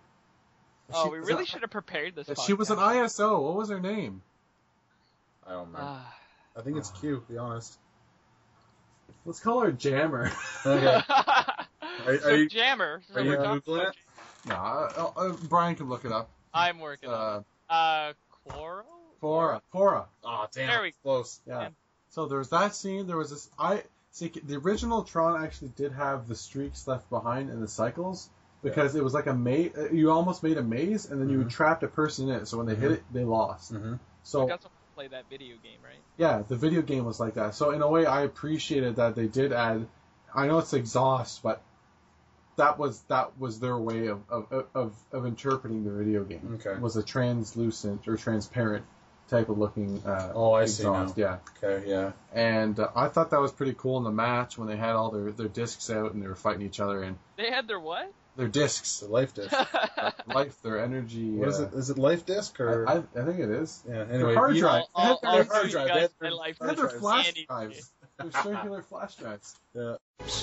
Biodigital jazz, man. But yeah, I like the movie, and I think with our three feedbacks that you can tell us, you can send us an email at geekconfig@gmail.com and tell us what you think about it too, because we appreciate input And suggestions for future future geek food. Tell us what you guys think. What you want I to would get love review to on. find out if some people think there's a geek movie that at least one of the three of us hasn't seen. Oh, that's a good one. That's a Yeah. stump. That would be really interesting. If Yeah. there is one that somebody genuinely thinks is a geek food movie and one of the three of us hasn't seen, that would shock me. Yep. And it could be a show too, because we between us with movies and shows, we've eaten a lot of food. But It's true. I'm Lots never of geek food. yeah, we're pretty full. So we're gonna go to our next segment. Cell phone app of the week. And this week's cell phone app is it's a pretty nifty, cool one. It works on iOS, Android, and BlackBerry. Yeah, I think it works on BlackBerry. I think it works on BlackBerry. Yeah, I guess we'll include BlackBerry in I'll this one. talk to my one friend who has one. No, I think everyone got rid of it. So this app is called the Brightest Flashlight. And it's a geek. It is the geek flashlight because when you turn it on, it makes this like power up, almost like a lightsaber ignition sounds like. Do you have it there, Chris? Can you play it? I'm trying to, and this is bad because I'm going to give it a bad review. No, don't. Uh-oh. Well- I just showed you the sound. Don't you dare give that a bad review. Well, how do I get it to turn on? You gotta. I just downloaded it and I'm trying it now, and it's just giving me a white blank screen. She's not. Okay, I got this. Okay, so when you press the initial app, so the brightest flashlight, you hear this sound. Oh, yeah. So Oh, your there we screen go. goes completely white, and then your It's blinding, your flash so it works. for your camera stays on too. So it's like completely white, and then when you turn it off, you get this sound, which is pretty cool. Oh, nice. Free app. Free is good. Everyone loves free. And flashlights. Yeah. And flashlight. Okay. Seriously, I've used my flashlight app a lot, and that's probably because I'm all a the country time. kid, and there's not lights on all the time. So whenever I get out of the car, like whenever I go home tonight, and there's no light to get into my house, it's going to be this on my phone. And so what I used to do before I had an app was just turn my phone on and then face it the other way. And then, because I came around and wasn't retarded anymore, I actually got a flashlight app. Yep. So. The a great use for it that I found, because I have a very clumsy fiance, and it works with any kind of person, and I won't specify gender, but any kind of mother, aunt, sister, fiance, wife, girlfriend, but I won't specify gender at all. But if they drop an earring or the end of an earring, a little bud thing that goes on, I don't know what you'd call that, but a little bud that goes on the end of an earring, if you shine it sideways on whatever floor surface, carpet surface you have, you'll find it, because it'll cast a very nice long shadow. Oh, nice. I have used that dozens of times. I used it tonight. She lost her earring. I found it on the ground. Attaboy. I think Yeah, you do it. I do it all. And you're a hero, guys. You will be a hero. Not that this is gender specific, because on this podcast we're, equal opportunities for everybody. Right. But I am a hero when that happens. Knight in shining armor. I have found an earring, and now she gets to wear her pretty earrings. Oh, boy. That's right. You're such a stud. You're You're such a Sean Donovan. It's not even. Sean Don. All right, so we're gonna move on to our next segment. Steam Deal of the Week.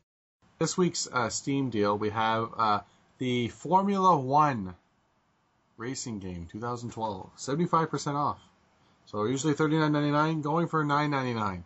You know what? You mentioned that now. I wasn't even, I hadn't checked that yet because we had discussed something else. I think I might want to venture onto there because I'm turning into kind of a car geek. I've always liked cars, But recently I've been getting really into, like numbers on cars, like, oh man, that one has a bigger number. I want to drive that car. I think I might want to check that out. Yeah, it might get the demo. Play a demo. You like it? Buy it. I think, yeah, you're right. You know what? I think you just sold me 75% off. That sounds like a great deal. I love cars, so I'm gonna try it. Well, Brian and I there was a deal a couple days ago that ended on August 4th, August 5th. Oh, and it's awful. It was the QuakeCon pack, and it was 74% off. Usually $343.99. It was for $89.99. It had Call of the Cthulhu.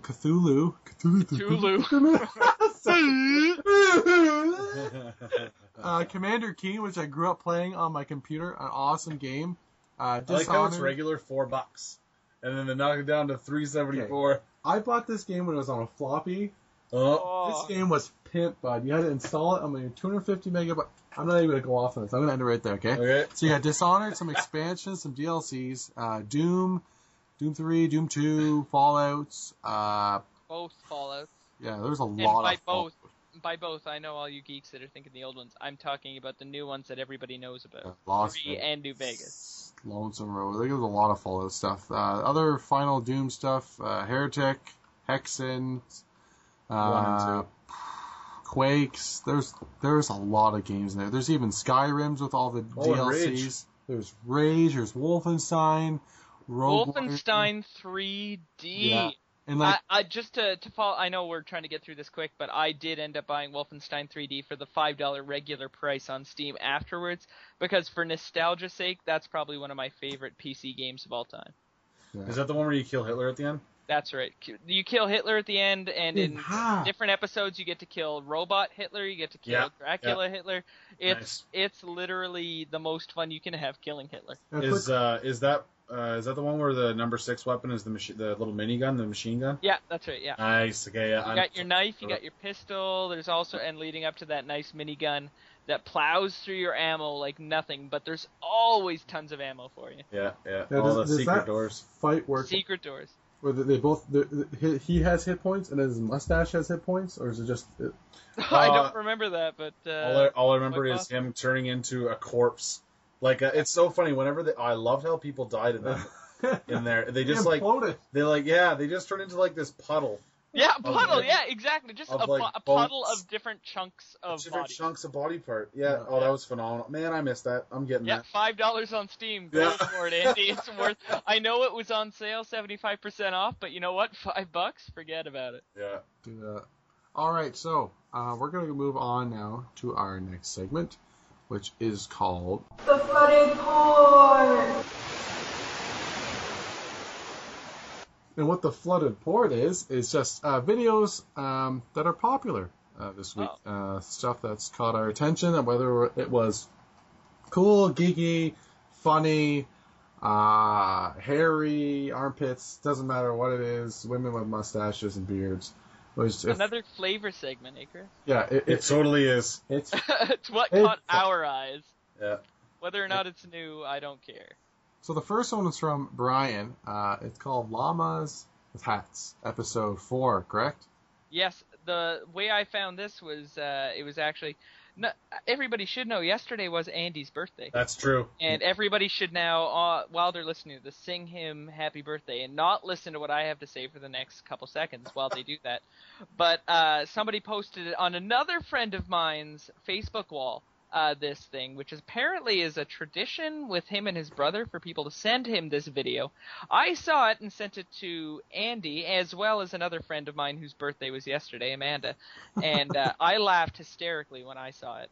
So, Llamas with Hats, episode 4, twisted, dry sense of humor, but most, I think, would like it as long as you aren't a total prude. It was funny, I have to admit. First time I'd seen it, it was right away. I was like, "Where's this going?" Yeah. But if you hang on for the ride, and it's not long, but it's not. It's like a minute something. It's not. It was funny. Yeah, it was good. It got the giggles out of my sense of humor. Now, and I told myself I wasn't gonna laugh because I was like, "This is too dry for me," and then it got me. So I'm glad that I saw that.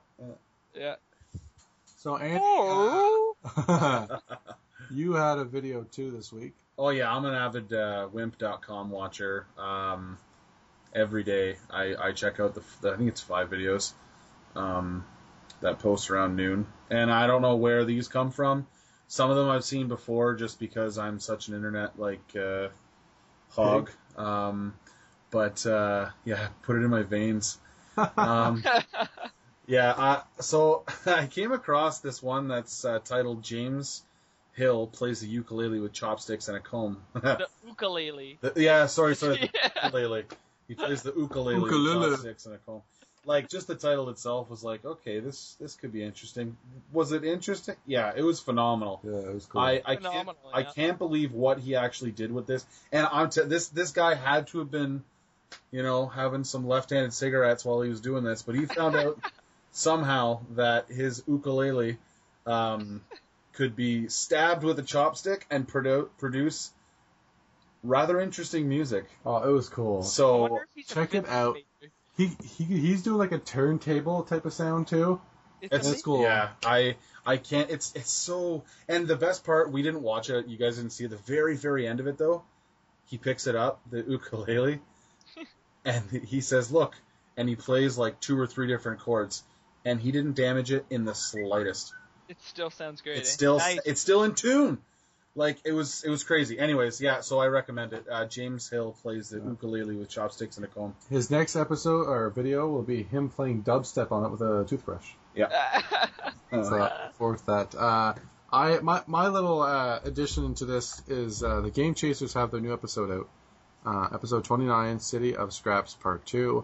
I'm a huge Game Chasers fan. We're going to have a video talking about how we hung out with them and stuff when we went to Con Bravo. Did I say that right? Con Bravo? Con Bravo. Well, wow, finally. Thank you. All right, I would call it BravCon. Anyways, so check out that video. Check the Game Chaser. Go to YouTube. Subscribe, like them, buy their swag. They're fun. They're fun to watch. They inspired Andy and I to start collecting more seriously, and they're the catalyst sort of behind me. It's like, all right, let's get this YouTube channel stuff and let's get this stuff together. It's why you're listening to us right now. Yeah, that's true. Thanks, Jay. Thanks, Billy. Yeah, Eric. How you doing, bud? How you doing, Eric? Dog? For Eric. We've always played game. Oh man, since we were ankle biters, we've been playing games and together. Wow, you were the worst ankle biter. Yeah, I know. We've been playing on every console since we were kids, and only recently have we been. What's the word I'm looking for? Snaggletoothing. Inspired. That's the word I'm looking for. We've been inspired to record and actually go out and hunt games. See if people want to know about what we're doing, eh? Yeah, exactly. Like, this is why we're doing the podcast. Not to solely like promote what we do, but we're actually talking about them now. So we don't have to, fill an entire video of us just kind of talking about games. I love talking about games, and this is an awesome venue to do that. Yeah. Why not? Give her shitskadoos. Sure, dude. Whatever you want to do. Whatever you just said. Just ride it. The last video for this week is called Brushy One String. Okay, I know this is a long shot, but if any of my students that were in my classroom when I forced you to listen to this for an entire hour and 20 minutes, for numerous days I ended up doing this. If you're listening to this, I'm sorry that I'm bringing it up again, but please look up the video and enjoy it. Because it's just ear food. This is just ear food. It is like this happy African guy playing a one-string guitar and his best friends since like kindergarten, just jamming their head. It's priceless. Watch it for yourself. Go to YouTube and type in "Chicken in the Corn" by Brushy One String. Yeah, by Brushy One String. If you love music on any level, like if you love classical music, if you love musicals, if you love the Jurassic Park soundtrack, if you love Daft Punk, I don't care. You will enjoy it. You'll smile. You'll be like, this guy loves what he does. It's music that everybody would enjoy, I hope, if you, like, I don't love putting opinions in people's ears, but like it or I don't like you is basically... Totally right. If you like back sweat, if you like, sticky feet, if you like cheese growing in your ear, just check that out. I hope you enjoy it. That's all I want to say is I hope you enjoy it. I know I do. It just puts a smile on my face that somebody out there loves what they do so much. And it's the universal language, right? It's music. It's something everybody can enjoy together. It's like a song. It's got music in it. Yeah. Let the music Treat you right. Is that a Daft Punk? I think it might be a Daft Punk song that we listen to. I don't know. I don't know what's going on, guys. But this, we have to move in now to our next segment. The Flicker. And what the Flicker is just a geek movie that's coming out very soon. We just quickly talk about it, just to let you know, okay, there's something cool coming out. It might be really good. It might be really bad. How we feel about it in like a quick little nutshell. And this week we're talking about Thor: The Dark World. This drink, I like it. I know, it's great, right? Another! Ooh, me first. Oh. I just want to jump all over this one for whatever reason. So this is going to be, I think, I'm not going to get me into it, but it's a Marvel film with Disney, and it's Thor with electrocuting powers, and he is a god of thunder. He's got a big hammer, right? He has Oh, massive, Huge hammer. massive hammer. Massive How hammer. can you even walk around with that and not even be lopsided? He's not even dragging it or nothing. No. Perfectly got a good handle on it. He's got a handle on life. I know. You know what? I want you to tell me what you think about this from watching the trailer. You can go to YouTube, by the way. Just YouTube the trailer, 2-3 minutes long. Yeah. There's a lot of stuff, like Natalie Portman kicking ass. Oh, I love the fact that she's still in this, and they didn't swap it out for, like I said, Queen Amidala. Big Tatty Bimbo, like other movies have done. They're keeping. Oh, she's such a great actress, and I mean the supervillain, Thanos. How that's awesome, and that's the thing. There's hardly any galaxy or galactic movies that have hit mainstream media and have done well, even comics and stuff. Excluding Star Wars and Star Trek. Well, I'm talking in the Marvel are those universe. big at all? What? Sorry. Oh, Star Wars. I've heard of them. Star Trek, not as big as Star Wars, but it's underground. Yeah, it's I heard about this thing over at a museum there where you get to become your own Star Wars character. That sounds kind of neat. Take it to him, I will.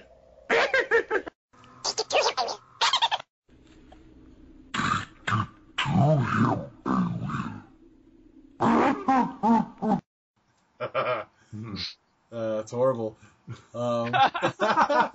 It's horrible. That's disgusting. So I don't know. It's good. It looks good. I'm hoping and praying that there's great storyline. I'm a sucker for storyline. Usually when there's a great storyline, I'm like, the movie's over already, and people are like, what are you talking about? It's been like 3 hours. And I was like, yeah, but if it could just keep going, that'd be great.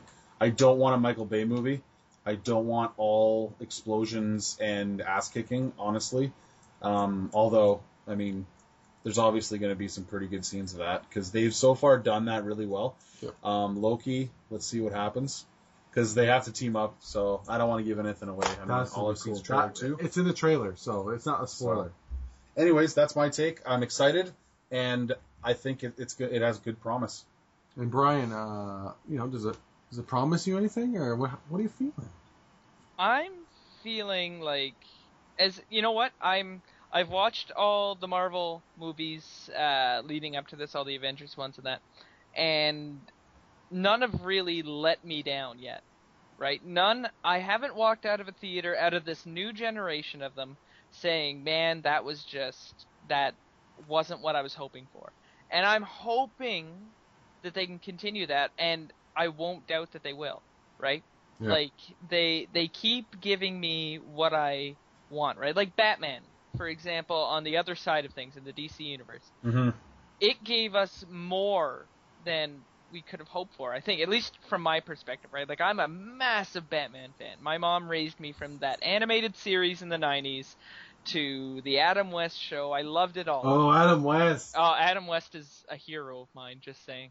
But this new generation of the Marvel ones, just I enjoy them, right? Like they do have good stories that all integrate together. What an idea, right? Like That's all nice. these different things that can bring people together, right?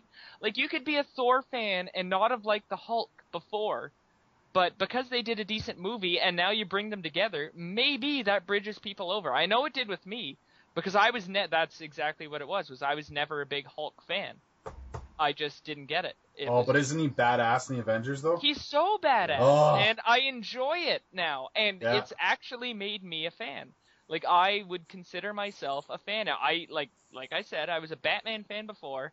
Now I really enjoy these guys. I want to know about the Avengers, and anything, if it gives, like you say, if it gives me a nice deep story, some explosions with, like without going overboard, without being Michael Bay. And it gives me what I'm looking for. I'll walk out of there happy. It doesn't have to blow me away like Batman did. It just has to be enough, I think, to keep me going, keep me wanting another Avengers movie. Just give the guy some more Catwoman. I think that's what he really wants. Always more. Yeah. But Michelle Pfeiffer Catwoman. I'm sorry, it's all Michelle Pfeiffer Catwoman from Batman Returns. Catwoman. I can't get enough Michelle Pfeiffer Catwoman in the nice leather. That was nice. That's how leather should be done. I think it was pleather. I don't think so, Chris. This guy's a DC fan, I can tell. I am. With the stitching, the big white stitching. Oh, okay. I have plans. I have plans for later tonight now. What's he doing later? Yeah. I'm going to be brief with my my synopsis of it. Actually, I can't really say synopsis because I haven't seen it, but my overall review of the trailer itself. I think it has potential. It was like Pacific Rim. It's either going to be really good or really bad. I enjoyed the first Thor. I thought the backstory, of their history and Asgard, I thought that was rich and done very well. And I'm looking forward to the second one, and we'll see how it goes. So this leads us into our next segment. Group discussion topics. And we're going to have to be somewhat brief because we are... Oh, that sucks so hard. A little over. But, we can always divvy this up into two. Yeah, we could divvy this up. And our first topic, we got three heated topics. So one of the first one is the PS4 versus the Xbox One. And go.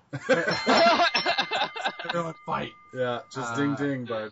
We kind of started off in the beginning talking about the DRM there.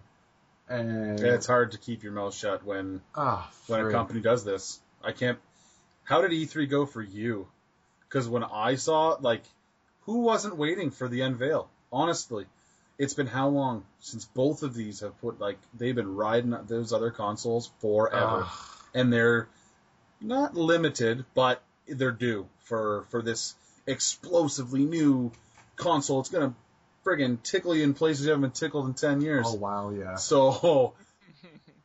what did they do? They turned it into a flippin' Media Center PC, but with Microsoft that you have to pay every month for.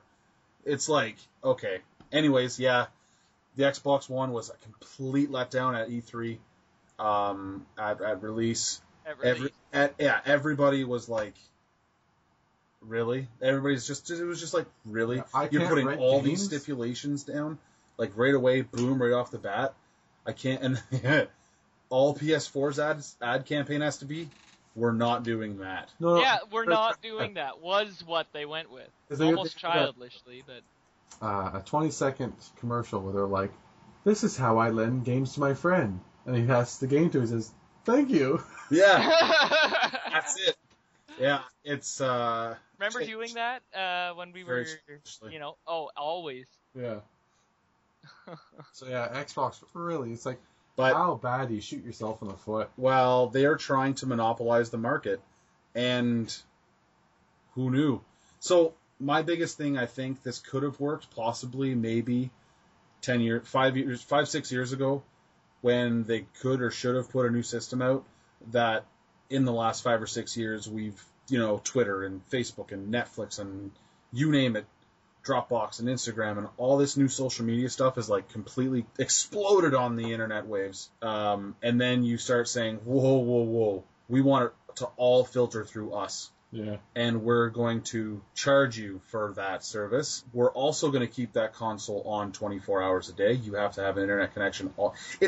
People have always been skeptical about being monitored, and they're literally saying, yeah, we're doing that on purpose. So it's okay, whoa. People red flagged that so fast, and then, lo and behold, they retracted every single one of those stipulations they put out in the first place. That's happened. So people have actually like just lost respect for them. I think I have completely. It's harsh, I know, but I won't own an Xbox One, and I seriously don't plan on it. Oh man, that's I wouldn't say I won't own an Xbox One. My situation right now in my life is I have $0. Well, Zero Canadian. Zero- If you wanna exchange that into American, it's still zero. If we go to yen though, you might get a couple hundred. You might have a few million. Yeah. But no, I have $0, so I am getting married, and every one of the dollars that I get goes into that. So I am not buying an Xbox One on release, and my fiance and I have talked about that. We're not buying a Wii U, and we're not buying a PS4. What we're doing is we're waiting until after all of our expenses are paid for the wedding, which will be next year, and around midsummer. Midsummer next year, once all the smoke is cleared, once the game systems have been out for almost a year, once the developers have had a chance to come out with games, that's when we're going to be making our decision as to what the first next-gen console to purchase will be. Now, we did in the last generation end up with all three, and that may happen again. But right now, we're sticking with our good old-fashioned personal computer. Yeah. And we're going to play our games on that. We're going to play, there's lots of great games coming out for now. Oh, if anybody else out there is thinking like me, if you have different reasons, but I know a lot of people have $0 like I do, you might be waiting a little bit to see where this goes. I have and so you many might want things play to on say. the computer. Oh. So many things. Like, first of all, Xbox One. They're keeping the original price at $100 more than PS4. Yes. Okay? There's not an option to get one without a Kinect. No option. Okay, whatever. Do whatever you want. They're so close to a PC. Why do you they're like we don't have standalone console. We want internet always all the time. You're basically buying another computer, but it's got lockdown capability. All of the games, and I mean pretty much all of the games are now console shared. So they're going to be There's not much exclusives. No, there are hardly any, and even if there are, the PS4 outweighs them largely to the Xbox. Who seriously wants another Halo?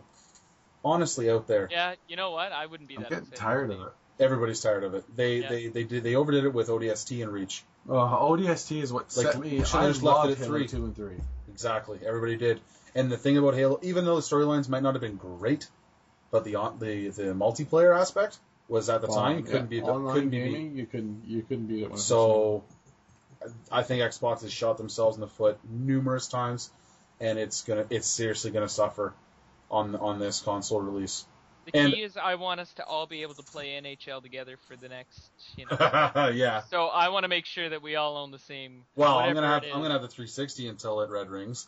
Yeah, till it red rings. So- Absolutely.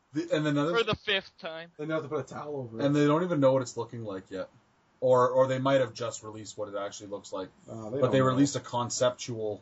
They don't know anything about their console. How ridiculous! 10 years, and you have okay. Anyways, I'm such a promoter apparently of the Xbox One.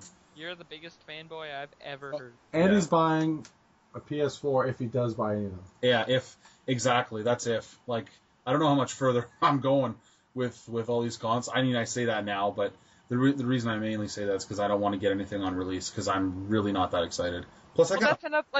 So you're kind of almost in my situation. You're not getting anything on release. You're gonna let the dust settle, right? the thing is, you're going to be holding your breath for a long time when it comes to Sony. They don't drop their prices on their consoles very often. So they're releasing it at a Christmas. Hey, man, that's smart. That's North American hoopla right there. When's it going to probably drop down next time? Next But Christmas. either way, it's still cheaper than the Xbox. That's very true. That's a good point. Extremely true. Yeah, it's $100. $100 is a ton of money to me right now. Like that is the game difference too. between playing, Exactly, that's paying my games. bills or not. That's between buying one game for the Xbox 360 or 3 for the buy the console brand new. Let's say buy them both brand new. You're gonna buy one game for the 360, and you'll have that stupid Kinect with it that you won't use, and that's gonna be spying on you. and you can have the PS4 with 3 games. Question is can you get porn on the Xbox One? I'm gonna go ahead and say yes. Can you? Then so they're watching me do my business while I'm sitting on the couch. Absolutely. That's What turning you're me saying on. is you're making some pound cake. If they want to watch me do that, that is all up to them. Yeah, so I mean, on release it was Call of Duty, Call of Duty, Call of Duty, TV, Sports. Done. That's it. Did you notice in that big EA Sports part of their release conference that, what did they have? They had NBA, they had NFL, I believe, they had a few different ones, and NHL was excluded. Yes. That was not, I was actually livid after I shut the video off once they finished that part. That's when I shut it off. I think, I was waiting for the NHL part to come out.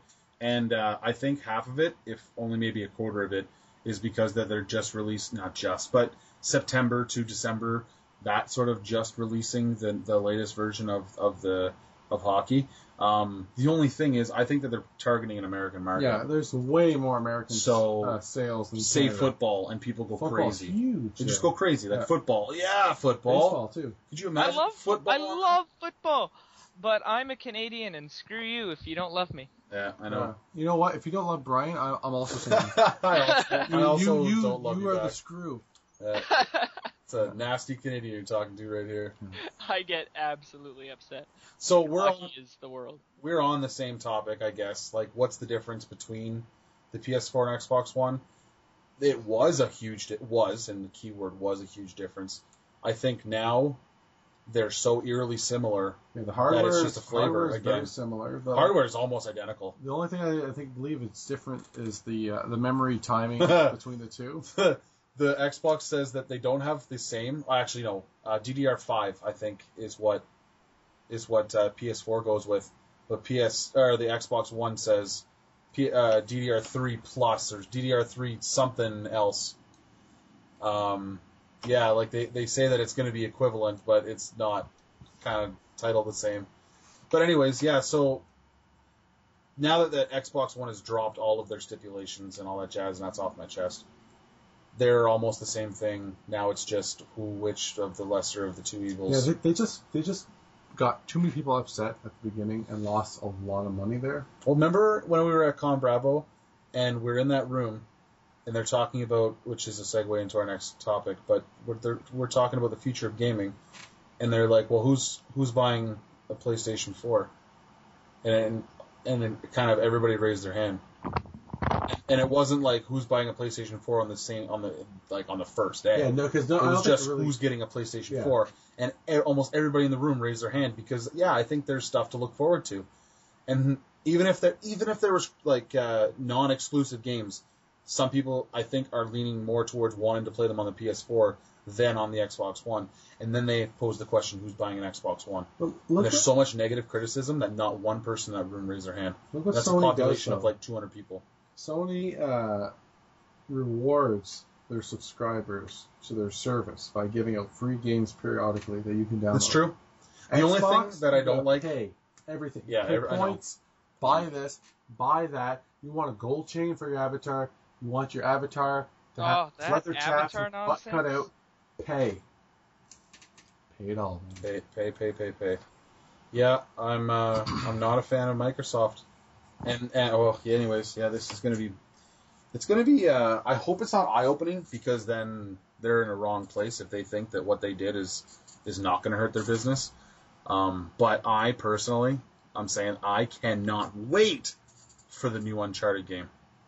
Oh. I'm pre-ordering that. Like, I'll do it right now if I knew where to do that.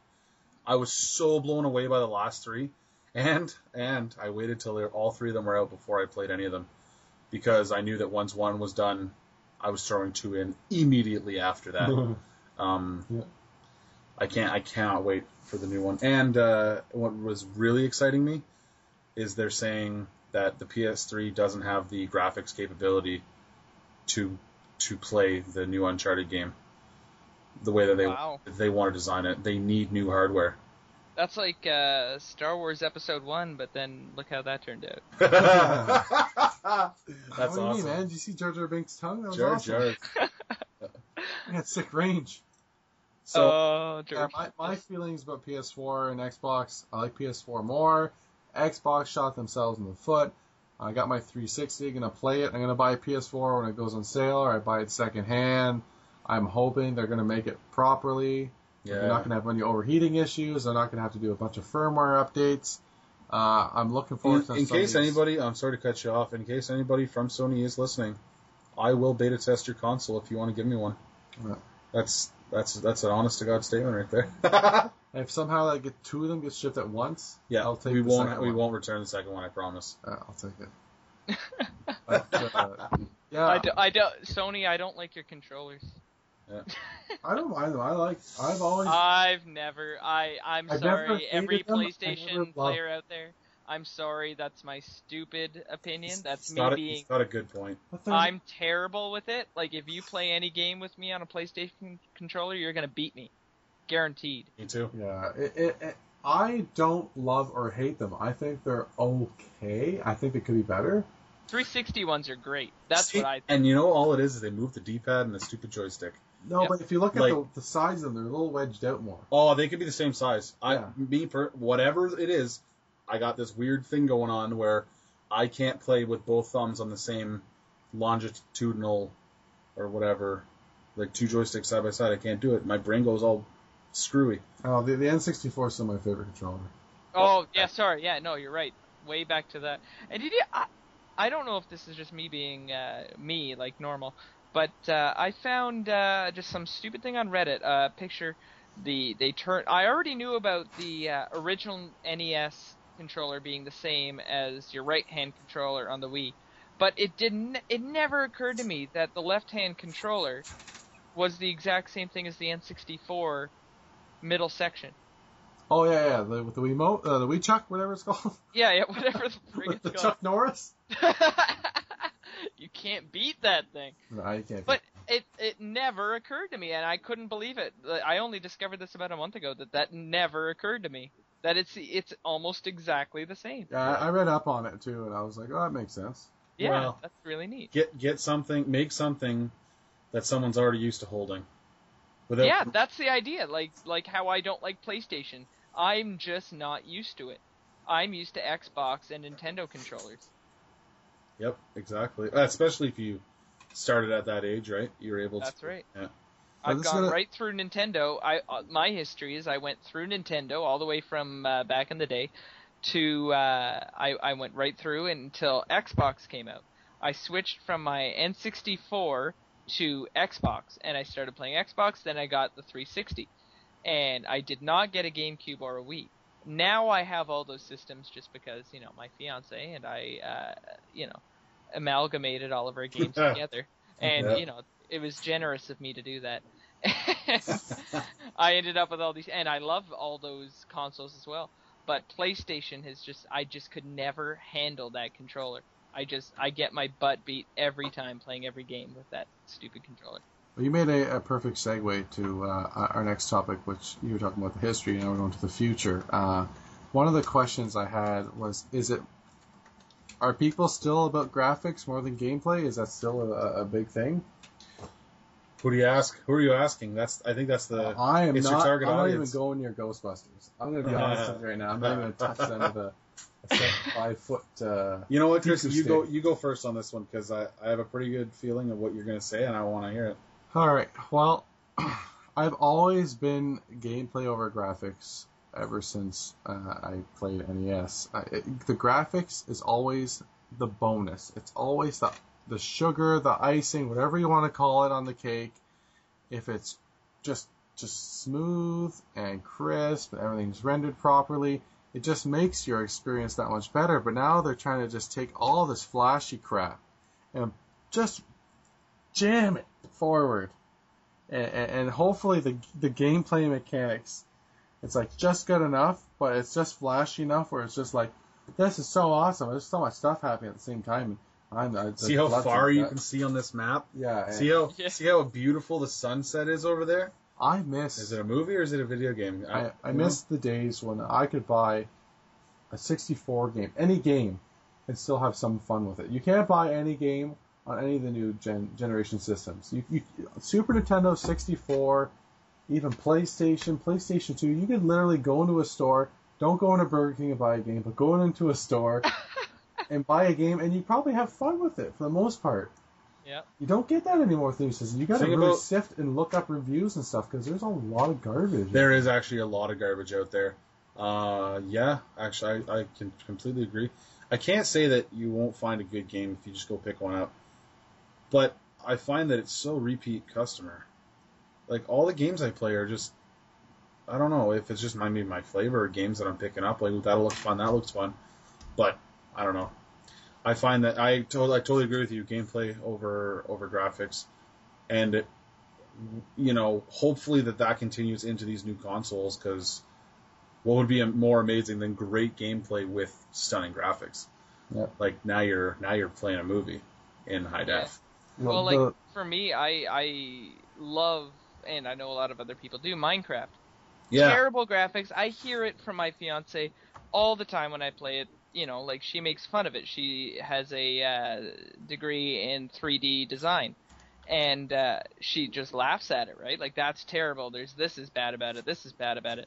I can't get enough of it. Same with a game that not as commonly known, but Terraria, which I was telling Andy and Chris about last weekend. Terraria is a 2D, almost Minecraft-like game that's absolutely addictive. All you're doing is trying to make a new sword, a new hammer, a new whatever, so that you can beat the new boss and get to the end, and it's fun. And last night, my friend's birthday, I got him a present, is the pre-order. I gifted him Starbound, which, if anybody wants to pick it up and jump into this, Starbound is the almost sequel, I guess, to Terraria. It's the same idea, but is a sci-fi version of the game, whereas Terraria was more fantasy, almost fantasy, but not really, but a fantasy type game. This is now sci-fi and way more in depth. It's $15 to pre-order. That's going to give you your beta, it's going to give you the soundtrack, and it's going to give you your Steam key when it comes out. And I absolutely recommend playing it. And the graphics are terrible. Terrible. They suit the game, though. I think they suit the game. I don't know. Sometimes those graphics. No, it does. Like Minecraft does, right? It does suit the game. Like, I want 2D games. I would love it if major developers would start doing more 2D games. Give me those 2D games, because I love them. But I'm old, right? All three of us were old. Right? See, that's the thing. We're old. I have this huge debate about local gameplay, like how I'd much rather, and the reason why I'm sitting here beside the both of you, I'd rather be in your company than on the phone with you, in a way. So, and that is the same thing for games like Mario Tennis. I can't play Mario Tennis. You're at your house, I'm at mine. No. There's distractions all around. I want to be beside you so that I can give you a shot in the arm whenever you do something spectacular. Really, video game violence should be taken out of the video game and into the real world. Into the real world. But that's how, honestly, I think that's it for us, for most of my video game relationships, for people in the real world. That's how we have such a strong friendship over the games we play, because we can always think of the time that we went back and that we did that and where we were, what we did. I can friggin' remember, like, your parents' place, like what was going on. Like, it's unbelievable, but at the same time I can remember, like, us playing the old NHL games and your dad yelling at us to keep it down because we're yelling at the television. And we're just yelling, and it's like, and we harder. just skate harder. And those to me are the best memories of all. That's so funny, because that's my exact same memory with my best friend Kyle. And I would love to say it's a memory too. I guess that's the wrong word, because we're both old now and we still are playing. Like, we have our Hull Chiefs team that we've played for years. We make it every year, and copyright. And we've been playing it. We still play it now. He was over last week. We were playing a couple games against the Habs and then New Jersey. It was great fun. And it's because we sit next to each other, have a beverage, and play that game. And beverages always make you play better. I hope everybody's aware of that. That's where I have to put my foot down on this whole play an online match multiplayer against people all over the world. I'm specifically talking about Call of Duty. And in the sense that not that I'm against first-person shooters, because there are definitely great ones out there, and it's not a bad game itself, but it's just the repetitious and, like, what's my kill-death ratio, and, like, what are my stats? I'm just so, like, I want to be the best in the world. I got to hold my title. I got to be the best. But seriously, at the end of the day, who cares? Like, do you really care that bad? Honestly, I'd rather win one game of Mario Tennis against my friends once and just be done with it than... imagine beating Chris once in Mario Tennis. See, that's what I mean. When that's going to happen, I'm going to get him all doped up on something. I'm going to make him put a controller's hand, be passed out. I'm going to choose his character form. I'm going to beat him. Film it on yourself. I'm going to film it. Put it in that file next to your NHL file. I'm going to tape his eyes open. You saw it. You know what happened. Yeah. But, this leads us to our next point, too, in our last discussion, is what will it take for Nintendo to become number one again? Because right now... So this implies they're not, right? Well, Are we in agreement that Nintendo is a little under... Yeah, they're last like stutter place step, right now. I find. They're last place. There's companies pulling their games out because they don't think it's going to sell on their machine. And it's funny because they're the first ones, and now maybe they're so late, but I think that they're the first ones to put out their new consoles with the Wii and the Wii U. And well, they brought their next gen out first. But is it next gen? Exactly. Or is it catching up to last gen? Yeah, that's my fear. Like, the Wii U seems to be a system without game. Again, like the 3DS. No games yet, but it's a catch-up. Like, it's HD. Well, so were the other ones 10 years ago. See, that's the thing. I never understood the composite of the Wii. I was like, really? You've done, like, so many good things here. You've incorporated you have online, you have GameCube availability. You can play both Wii and old games. Like, backwards compatibility was a big thing when it came to certain titles on the other systems. But no HD? Like, that's what's really pushing the market these days. Now, they are the first ones. Now, I'm going to say this, and I know there's going to be some people out there that are going to yell at me, but they're the first ones to introduce the interactive paddle. Dreamcast did it, yes, I know, everybody's yelling at me. But I think to give them that tablet in their hand while they're holding a controller and flipping it up and down and 3DS and all over the place, it's just going to be a different style of video game moving forward. Now, is it going to catch on?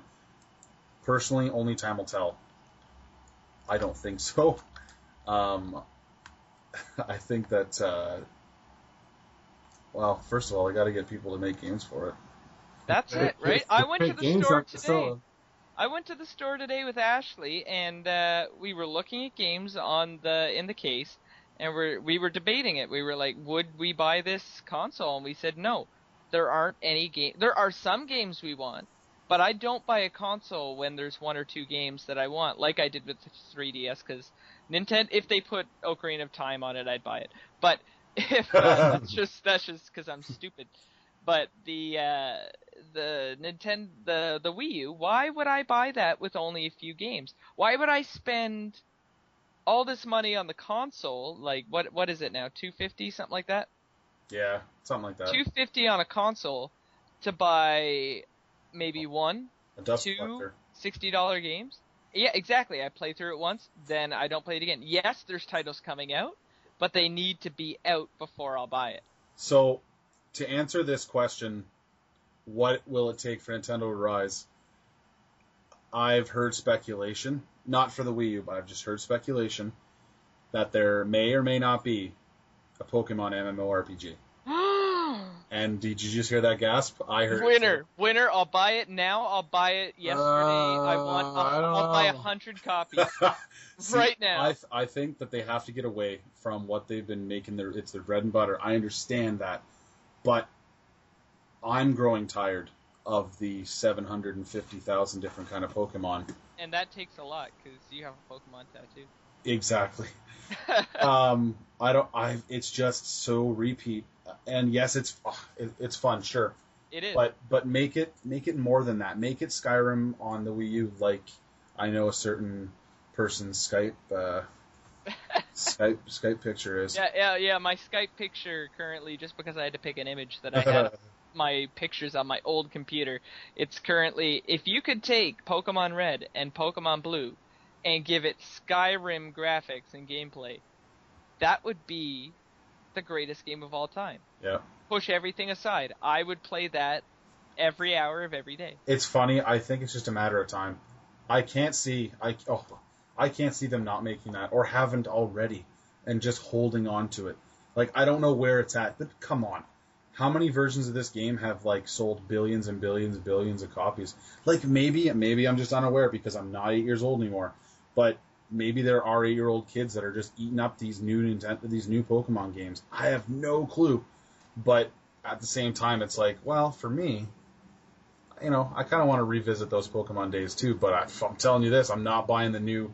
Well, I might get X and Y for the 3DS, but I probably will too. Yeah, but maybe that's all that matters. But I don't know. That's all that does matter. I'm just not that excited for it. And I'm not either. But you know what? To them, it's a money thing. Yeah, I guess. As long as they have those numbers that say, "Hey, people bought it again. Let's do it again." Like, and I'm afraid of that because I don't want to not buy it. Well, do what they do with Pokemon that. Stadium. Just do that again. Do something like that again. They do. Like, I'm pretty sure they come out with those still. But I don't want that. I want them to restart. Yeah. I want them to think RPG. new. So if Nintendo were to come out, let's say, in a couple of months and say, our next system is going back to cartridges, and you know, people would say, no, that they can't do that. It's going to be too expensive. Well, obviously they're doing it with 3DS, so they're making some money if they're still making games for it. Well, whatever games they're making for it. But if they were to come back, let's say our totally next, feasible. Yeah, our next system is going to be cartridge-based, just like the old system, and it's going to be backwards compatible 2 generations. And we're going to have it also on our Nintendo like marketplace. So you'll be able to play optical disc like from the Wii and the GameCube. Yeah. As well as the new cartridges That's for this right. new system. And then you on there, because what they're doing now too, I noticed. The Wii and the Wii U, I guess, would be because you're saying next gen. Yeah. Okay. Their marketplace, because if you notice, they have a lot of the Super Nintendo, 64, Nintendo games you can download. Which is a great idea. Yeah, which is really. Props to that. Thank you for that. Would you buy that system if it was back compatible 2 generations and back to cartridges? Because for me, when I'm observing the market and looking at games and the worth of them, I find a game has a longer life to it as a cartridge opposed to a disc. I absolutely. Because a disc, totally. You can drop everything to a certain extent, but like you scratch the cartridge, you scratch the cartridge. You don't scratch the disc. It's aesthetics. Yeah. It doesn't matter. It loads faster. It actually it's something to hold in your hand that's a little bit rugged. Everything's so friggin' dainty. I'm tired of downloading digital content. Exactly. I'd rather pay money. People want the physical form for their video game. Yeah, like the Daft Punk album that just came out. We all got the physical form, right? Yep. Yeah, I have the refused friggin' to get vinyl. That. You had the vinyl, yeah, I remember that at the wedding. We all wanted. I could not wait to get into the store. My students were laughing at me for this. They're like, "Why would you go to the store and pay an extra $4 or whatever it is, the difference, to get the physical copy?" And I said, "Because I want to put it in my car." That's why I want it. I want it to repeat without me thinking of it, and I want it to be in my car all the time, just like the good old days. Yeah. I don't want to plug it into my iPod. We're not going back that far. Like, N64, great console. Everybody that I know that liked video games had one, and everybody thoroughly enjoyed it. So, you know, and that's the thing too. It's like I would love for them to come back with the next gen console. And now I don't imply next gen as in like on the upwards exponential slope of the way the market's trending. I mean next gen as in revolutionize it by going back to your roots and doing what like really puts you on the map, which was the N64, I think. Yep. So do that again. And bring a Pokemon out for the next one. And you know what? Make it an adventure one like you play in your handheld, but even introduce like maybe a cooperative feature. Yeah. Like, do something out of the box. Use your same old ideas that make you a lot of money, but just take something and like just. Could you imagine co-op Pokemon? Oh, that'd be amazing. And slightly different gameplay, like not this turn-based attack thing. Like, come on, that's dated. Like when you watch the show and Ash says, "Pikachu, jump out of the way." I want to do that. Yeah, I don't want to just say, "Okay, this attack, this attack, this attack, this attack, this." No, I want to be able to tell Pikachu, to wake the frig up and not get body slammed, right? Yeah. I want a system where it's like it's nice to have the Netflix. It's nice to have all these apps and stuff. I want a gaming system. But you have that now. I just want a gaming system. The next one doesn't have to have that. I just want a damn system I can put a disc in, or a cartridge, and that's it. That's all I want. No Wi-Fi connection. No internet connection. Yeah, You're never going to lose that. I'm playing more than 4 players on this is if I do a local area network. Yeah. Make it so that you can do both. Make it so that the That's internet everybody's gaming counteroffer. people, that everybody can play like a Call of Duty game, right? Let's just take that for example because it's the most popular.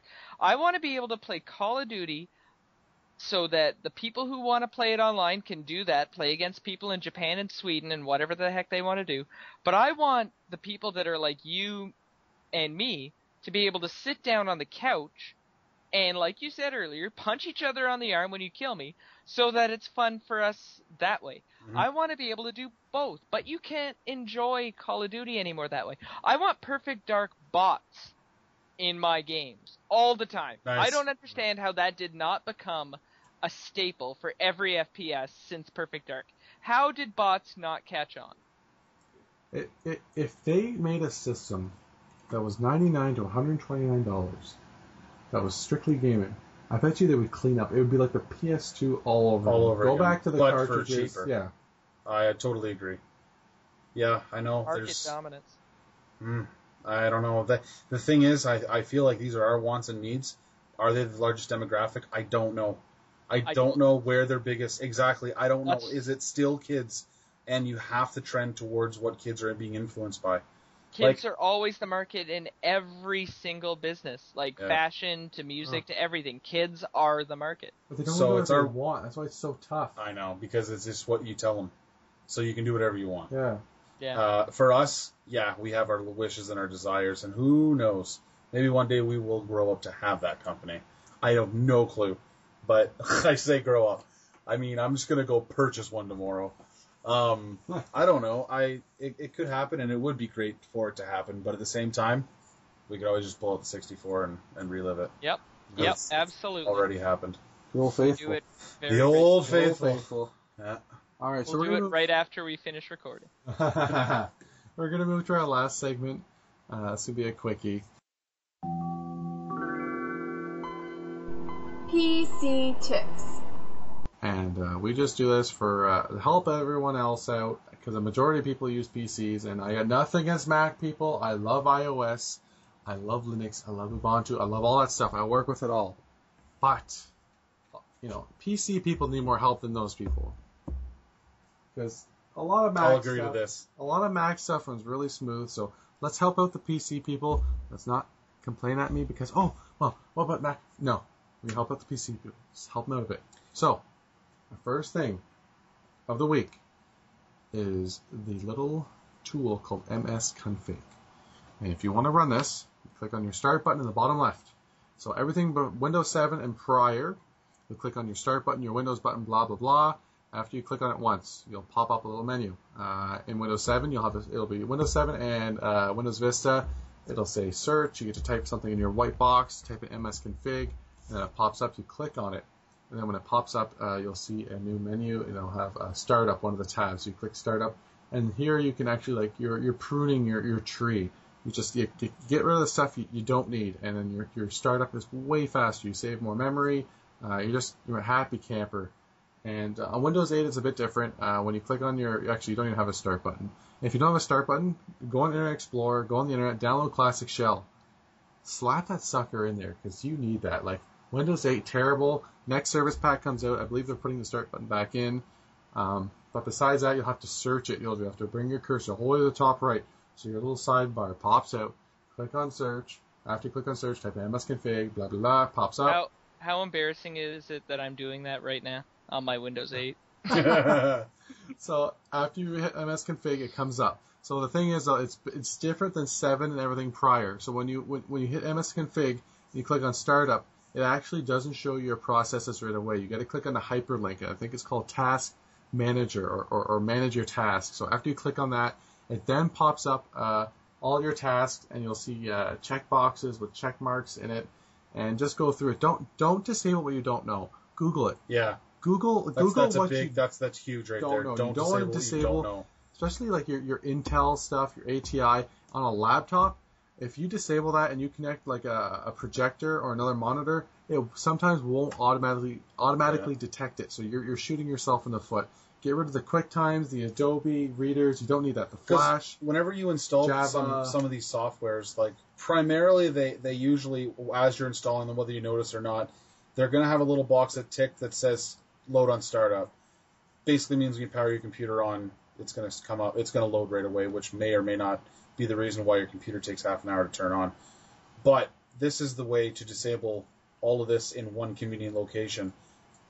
In the MS-config window, you will find a startup tab, which will have all these checkboxes that Chris is alluding to. And from there, click off the things that you know that you've installed. Hopefully you know what you've installed. And you'll be able to save some startup time. You'll save your memory. Things won't run in the background. Your computer won't crash as often. It's just a great tool if you do it once in a while. It's not something you have to look at very often because it's permanently disabling this automatic loading. Now, it's not hurting your computer at all. All it's doing is it's saying as soon as your Windows starts up, don't load all these 95 programs that are on there. You get to be the person to double-click your shortcut on your desktop and load that one at a time. I get a lot of customers saying that, like, I don't want to delete Skype. You're not deleting Skype. You're just not having it start up with your computer. Yeah. So it's unnecessarily using up more memory. Some people have 8 gigs, some people have 2 gigs, some people have 16, 32 gigs. You know, if you've got 32 gigs, all the power to you. You know, bro. But it doesn't props, matter. You're you're still using your memory. All that different stuff. But what if you want to talk to Chris every day on Skype and you want to make sure that you don't miss a call? You know what? Then you click the on stupid it. checkbox. You've got your shortcuts there. Trigger it. Clean it up, nice and safe. But for that, maybe I'll let it slide for that though. I would want to talk to you too. Yeah. Your network neighbor. Yeah. So that's the tip of the week, and that's the last segment to our show. Our show is running longer than usual. We're gonna try and bring it down a bit. Email us, geekconfig@gmail.com. Slow that down for them, Chris? Yeah, I gotta slow down. GeekConfig @gmail.com. So, GeekConfig all @gmail.com. It's going to be in the bottom of the video anyways, so you can send us an email whenever you like. If you think this is the perfect time, then maybe we'll still try to shoot. I highly doubt this. Yeah, I highly doubt it too. Time. But I got a pretty good feeling. I like your guys' show. It's going to be 2 episodes, but just bring it down a notch. Well, now we know. This is our test run. We did it in one shot. Congratulations, by the way, boys.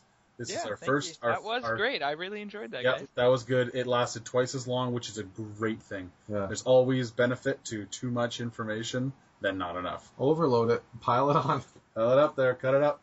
All right. So I'm your host, Chris. My co-host, Andy. And Brian. And we're going to salute you with a proper dupe. Yeah, that's our. That's on our 3, trademark. 1, 2, 3. And we'll see. That was a good one. Some other time. Bye, everyone. See ya. Bye.